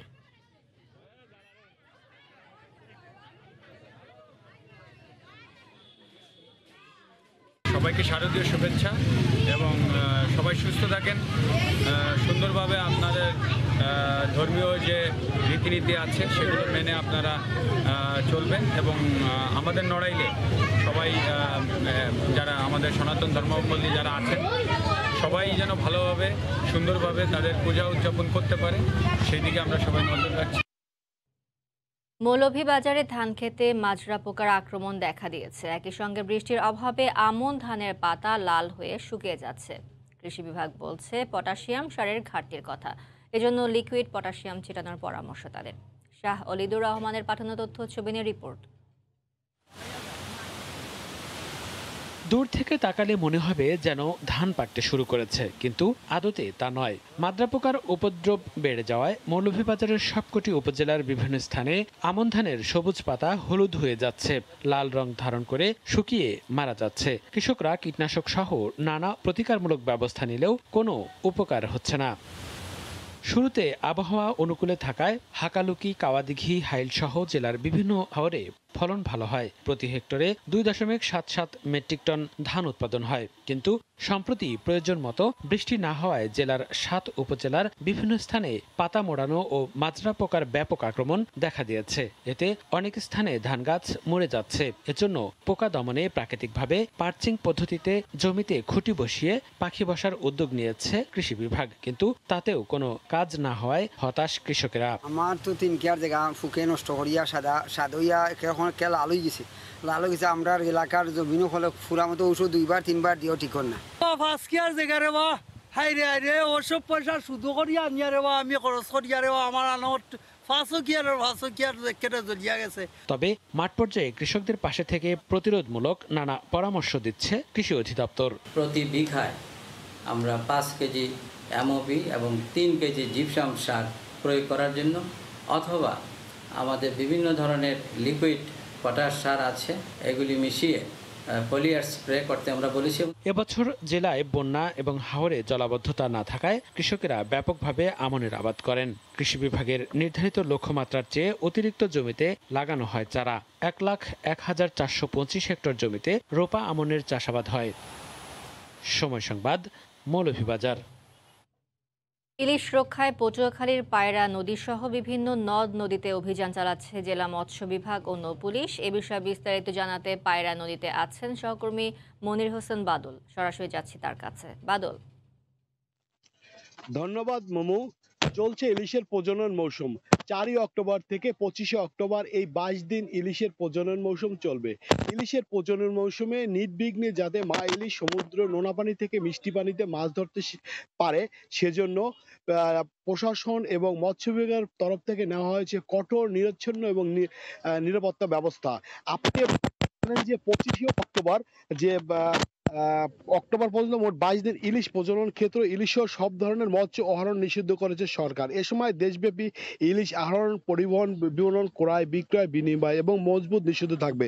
আপনাকে একটা কথা বলে রাখি যে গতকাল রাতে পায়রা নদীতে দুমকি উপজেলা মৎস্য বিভাগ এবং দুমকি পুলিশ যৌথ অভিযান পরিচালনা করে। এই যৌথ অভিযান পরিচালনা করে তারা 10,000 মিটার কারেন্ট জাল জব্দ করে। এই 10,000 মিটার কারেন্ট জাল তারা লেবুখালী ফেরিঘাটে পায়রা নদীর পারে জনসম্মুখে পুড়িয়ে দেওয়া হয়।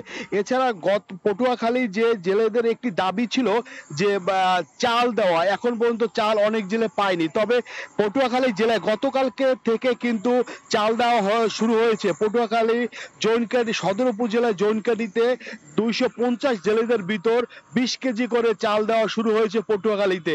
এর মাধ্যমে পটুয়াখালীতে জেলেরা রয়েছে 63,800 জেলে রয়েছে। এই 63,000 64,800 পর্যায়ক্রমে তারা চাল পাবে। তবে জেলেদের একটি দাবি রয়েছে যে এখন তারা যে 20 কেজি করে চাল পায় সে চালে তাদের কিছু হয় না, যদি চালের সাথে যদি তাদের কিছু আর্থিক সুবিধা দেওয়া হয় তাহলে তাদের একটু সুবিধা হবে।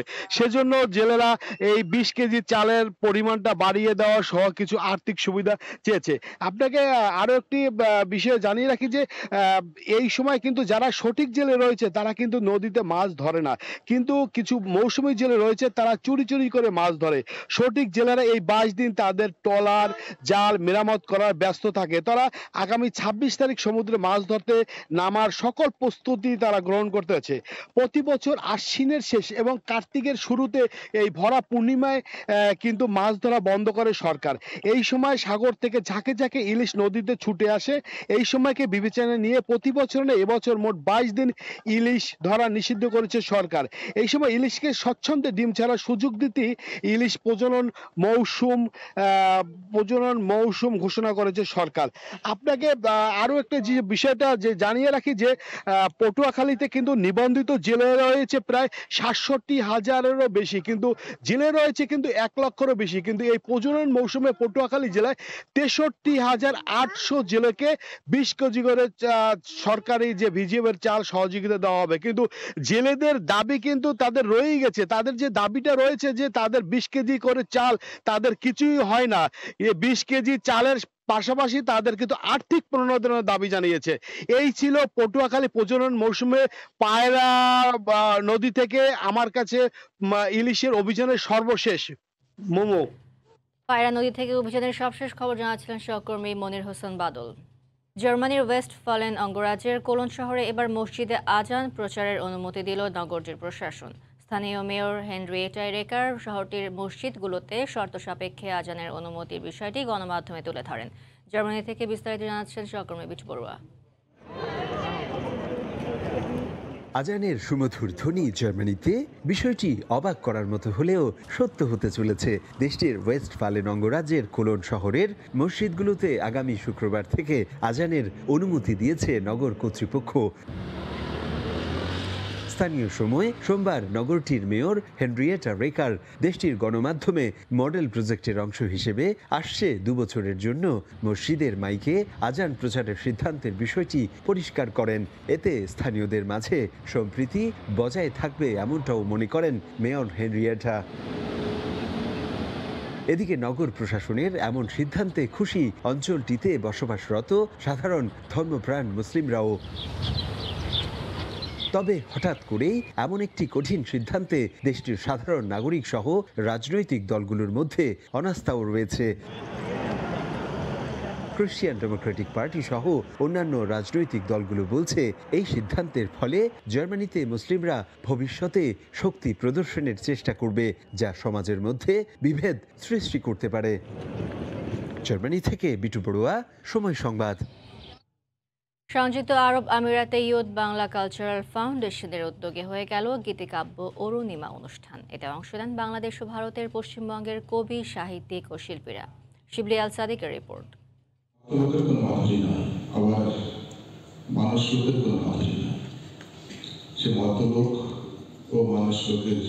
ভেঙেছ দুয়ার এসেছ জ্যোতির্ময়, তোমারই হোক জয়, এই স্লোগানকে সাথী করে ইয়ুথ বাংলা কালচারাল ফাউন্ডেশন সংযুক্ত আরব আমিরাত কমিটি আয়োজন করলো এক ব্যতিক্রম ধর্মীয় অনুষ্ঠান গীতিকাব্যে অরুণিমা। দুবাইয়ের ক্রিক শেরাটন হোটেলে এই আয়োজনে দুই বাংলার প্রবাসী কবি, সাহিত্যিক, শিল্পীরা উপস্থিত ছিলেন।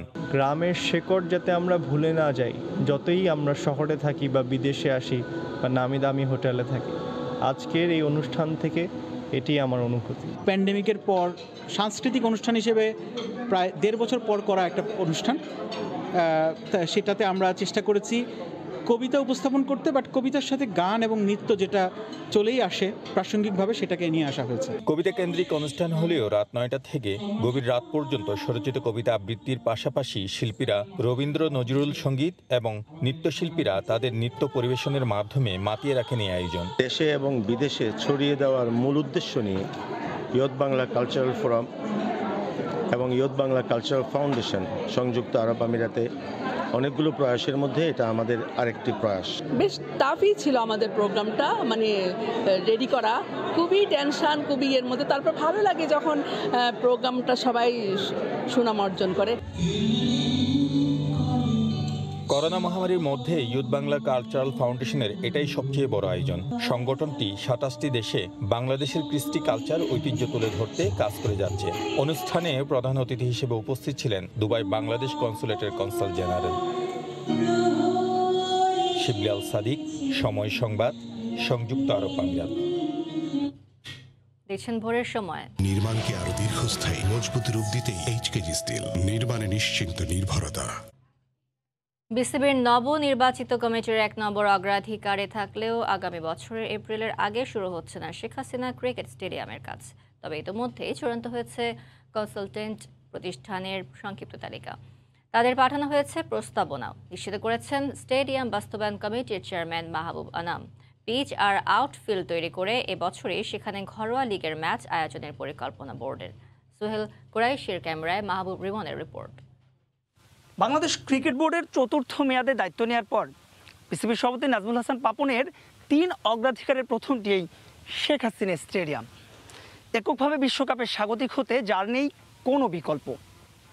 কি আছে আপডেট, কতটুকু অগ্রগতি হলো কাজ, তাই জানাবো আজ। স্বপ্নের শেখ হাসিনা স্টেডিয়াম এশিয়া তো বটেই, ব্যাপকতা আর সৌন্দর্যে বিশ্ব ক্রিকেটের অন্যতম বৃহত্তম স্টেডিয়ামের তকমা মিলবে যার। গুরুত্ব বুঝে বিসিবির সভাপতি এ মেয়াদে দায়িত্ব নিয়ে প্রতিশ্রুতি দিয়েছেন দ্রুতই শেষ হবে কাজ, যদিও বাস্তবতা বলছে ভিন্ন কথা। করোনাকালে এমনিতেই পিছিয়েছে কার্যক্রম। গোটা প্রক্রিয়া মেনে আগামী ৬ মাসের আগে অন্তত শুরু করা সম্ভব হচ্ছে না নির্মাণ কাজ, তবে আছে অগ্রগতির খবরও। আমরা কিছুটা শর্ট লিস্টেড হয়েছে এবং আশা করছি অতি সত্বর যারা এই কনসালটেন্ট হবে এটা মানে ডিজাইনটা ফাইনালাইজ করবেন, নিয়োগ করা সম্ভব হবে। আকৃতি কিছুটা বোটের মতো, সো সেই থিমটাকে রেখেই যাকে নিয়োগ দেওয়া হবে কনসালটেন্ট, ওই থিমের উপরেই তাকে কাজ করতে হবে। সো যেহেতু এই যাকে নিয়োগ করার পরেও তার যে ডিজাইন প্রক্রিয়াটার একটা সময় দিতে হবে ৫-৬ মাস। স্টেডিয়াম তৈরির কাজ শুরু করা না গেলেও ইতোমধ্যে প্রস্তুত করা হয়েছে 2টো উইকেট। গেল বছর এই মাঠে প্রথম ও দ্বিতীয় বিভাগ ক্রিকেট লিগ করার পরিকল্পনা ছিল বোর্ডের, তবে করোনায় তা বাস্তবায়ন করা না গেলেও এবার এখানে ঘরোয়া লিগ শুরু করতে চায় বিসিবি। খেলা তো আমরা আগামী সিজনেই খেলতে পারবো। আমাদের তো ক্রিকেট মৌসুম অক্টোবরের পরের থেকে শুরু হবে। ঢাকার ডিভিশন, ঢাকা রিজনে যে খেলাগুলো হবে তার কিছু খেলা ওখানে আমরা খেলার জন্য তৈরি হয়েছে, প্রস্তুত আছে। উইকেটও আমরা তৈরি করে ফেলেছি। আমরা এই সিজনটা খেলতে পারবো। খেলার পরে ওই যে প্রক্রিয়াটা শুরু হবে, যে কোথায় আসল মাঠগুলো হবে, সেখানে আমরা আমাদের কাজ যখন উইকেটটা বানাবো, তার স্টেডিয়ামটা তৈরি করতে থাকবে। পূর্ণাঙ্গ কাজ শেষ করতে কমপক্ষে 4 বছর সময় লাগলেও আগামী বছর দুয়েকের মধ্যেই স্টেডিয়াম তৈরির প্রাথমিক লক্ষ্য বাস্তবায়ন কমিটির। মাহবুব রিমন, সময় সংবাদ, ঢাকা। সাফ চ্যাম্পিয়নশিপের খবর। সাফের ফাইনাল খেলার সুবর্ণ সুযোগ হাতছাড়া করবে না বাংলাদেশ। নেপালকে হারিয়ে জায়গা করবে শিরোপার মঞ্চে, এমনটাই বিশ্বাস টিম ম্যানেজমেন্টের। বাংলাদেশ নয়, চাপে থাকবে নেপাল, যা কাজে লাগাতে চান ফুটবলাররা। একই সঙ্গে এবার আর নষ্ট করতে চান না কোনো গোল স্কোরিং অপরচুনিটি। মালে থেকে এস এম ইকবালের রিপোর্ট, ক্যামেরায় ছিলেন সেলিম আহমেদ। টনক নড়েছে সাফ প্রশাসনের। আগের দিন হেঁটে হোটেলে ফেরা বাংলাদেশ দলের জন্য আগে থেকেই হাজির পরিবহন, সঙ্গে বোনাস, বড়সড় সিকিউরিটি বহর। এর আগে অনুশীলনে নেমে পাক্কা 2 ঘন্টা ঘাম ঝরান ফুটবলাররা। শুটিং অ্যাকিউরেসি নিয়ে কাজ হয়েছে সবচেয়ে বেশি। নেপাল ম্যাচের স্ট্র্যাটেজি এখনও সেট করেননি কোচ, তবে কৌশলটা হবে আক্রমণাত্মক, যার ইঙ্গিত রাকিব হোসেনের। 7 দিনে 3টা ম্যাচ খেলছে, যার কারণে ক্লান্ত ছিল, এই জন্য মানে সবার বেস্টটা দিতে পারে না। কিন্তু সবাই এখন একটা ইচ্ছা যে সামনের ম্যাচে ভালো কিছু দেওয়ার, সবার সর্বোচ্চটা দেওয়ার। সামনের ম্যাচে এই আর ভালো করে খেলা মানে ম্যাচটা উইন করতে চায়। সাফের গেল 4টি আসর হতাশার প্রতিচ্ছবি হয়ে থাকা লাল সবুজদের সামনে এবার সুবর্ণ সুযোগ। নেপাল বধ হলেই হবে লক্ষ্য পূরণ। ওরা 11 জনে তাকিয়ে বাংলাদেশ, যার প্রতিদান ফুটবলাররা মাঠেই দেবে বলে বিশ্বাস ম্যানেজমেন্টের। এটা আমাদের জন্য একটা গোল্ডেন অপরচুনিটি ফাইনালে যাওয়ার জন্য।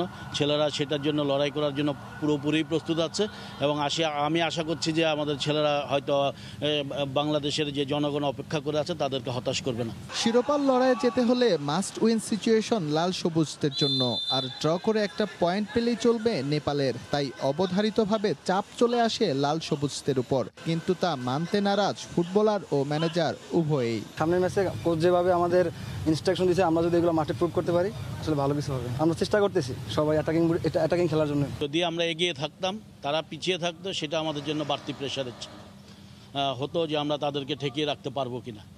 এখানে তাদের এই উল্টা সেই প্রেশারটা নিতে হবে যে আমরা বাংলাদেশকে আটকে রাখতে পারবো কিনা। তারা যদি সেটা করতে পারে তারা ফাইনালে যাবে, আর আমরা যদি তাদের এটা ব্রেক করতে পারি আমরা ফাইনালে যাব। সুতরাং আমাদের জন্য এটা কোনো বাড়তি প্রেশার বলে আমি মনে করি না। আমাদের অ্যাজ ইউজুয়াল ম্যাচ। মালের হেনভেরুতে সন্ধ্যা নেমেছে, তবুও যেন প্রস্তুতি শেষ হয় না জাতীয় দলের। নেপালের বিপক্ষে জিতলেই মিলবে ফাইনালের টিকিট, আর তাই প্রতিটা মুহূর্তের সর্বোচ্চ ব্যবহারের চেষ্টা করছে লাল সবুজরা। মালে থেকে এস.এম. ইকবাল, সময় সংবাদ, মালদ্বীপ। সাফের এবারের আসরে চ্যাম্পিয়ন হতে পারলে বাংলাদেশ দলকে বড় বোনাস দেয়া হবে বলে জানিয়েছেন বাফুফের সভাপতি কাজী সালাউদ্দিন। এই সময় দক্ষিণ এশিয়ার ফুটবলের মান বেড়েছে বলে মনে করেন বাফুফে বস। যে ওরা এই ধরনের বোনাস জীবনে চোখে দেখেনি, ওরা চিন্তাও করতে পারে না। দ্যাট আই উইল অ্যারেঞ্জ, কোথেকে আমি জানি না, but I will arrange can give it to them. So আমাদের তো নাম্বার অফ প্লেয়ার্স হিউজ না, ইটস লিমিটেড। টপ দুটো প্লেয়ার যখন একটা টিমে থাকে না, plus they are physically down, that was it, অন্য কিছু না। এইবারে একটা জিনিস বোঝা গেছে যে অল দ্য নেশন উপরে উঠেছে। আজকে আমার কাছে আমার ছোট ভাই আসছিল, একজন বলে যে আমি সব খেলা দেখে বুঝলাম যে বাংলাদেশের স্ট্যান্ডার্ড বাড়ছে, তার সাথে সাথে সব দেশের স্ট্যান্ডার্ড বাড়ছে।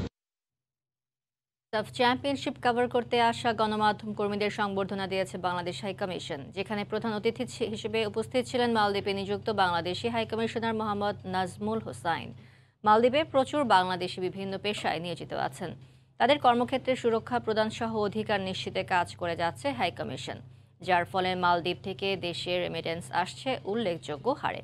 এসব বিষয় আলোকপাত করে একটি প্রেজেন্টেশন উপস্থাপন করা হয়। এছাড়াও বাংলাদেশ মালদ্বীপের দ্বিপাক্ষিক সুসম্পর্ক উঠে আসে আলোচনায়। এ সময় বাংলাদেশ থেকে আগত গণমাধ্যম কর্মী সহ উপস্থিত ছিলেন হাইকমিশনের ঊর্ধ্বতন কর্মকর্তা ও মালদ্বীপে কর্মরত স্বনামধন্য বাংলাদেশি ব্যক্তিরা। ভোরের সময়ের শীর্ষ সংবাদ জানিয়ে দিচ্ছি আরও একবার। এবার নিজেদের শক্তিতে আন্দোলন নির্বাচনের ছক কষছে বিএনপি। প্রস্তুত হচ্ছেন নেতাকর্মীরা, সিদ্ধান্তহীনতায় শরিক দলগুলো। দাবি আদায়ে আলোচনায় বসার আহ্বান। বনানীর রেন্ট্রি হোটেলে বিশ্ববিদ্যালয়ের 2 ছাত্রী ধর্ষণ মামলায় আপন জুয়েলার্সের মালিকের ছেলেসহ 5 আসামির রায় আজ। যাবজ্জীবনের আশা রাষ্ট্রপক্ষের। প্রতি বছর একই সময়ে বাড়ছে পেঁয়াজের দাম। ভারতের নিয়ন্ত্রণে দেশের বাজার, দাবি ব্যবসায়ীদের। ঘাটতি দেখিয়ে ফায়দা লোটার চেষ্টা, আমদানি বন্ধই সমাধান। নীলফামারীর সৈয়দপুরে জমির মালিকানা নিয়ে মুখোমুখি পৌরসভা ও রেলওয়ে। অহেতুক ঝামেলার দাবি পৌর মেয়রের। অবৈধ স্থাপনার বিরুদ্ধে কঠোর হুঁশিয়ারি মন্ত্রীর। এবং টি-20 বিশ্বকাপের আনুষ্ঠানিক প্রস্তুতি ম্যাচে আজ বাংলাদেশের প্রতিপক্ষ শ্রীলঙ্কা। সাকিব মুস্তাফিজের আইপিএলের অভিজ্ঞতা কাজে আসবে বললেন বাশার। এই ছিল ভোরের সময়ের সঙ্গে থাকুন সবাই।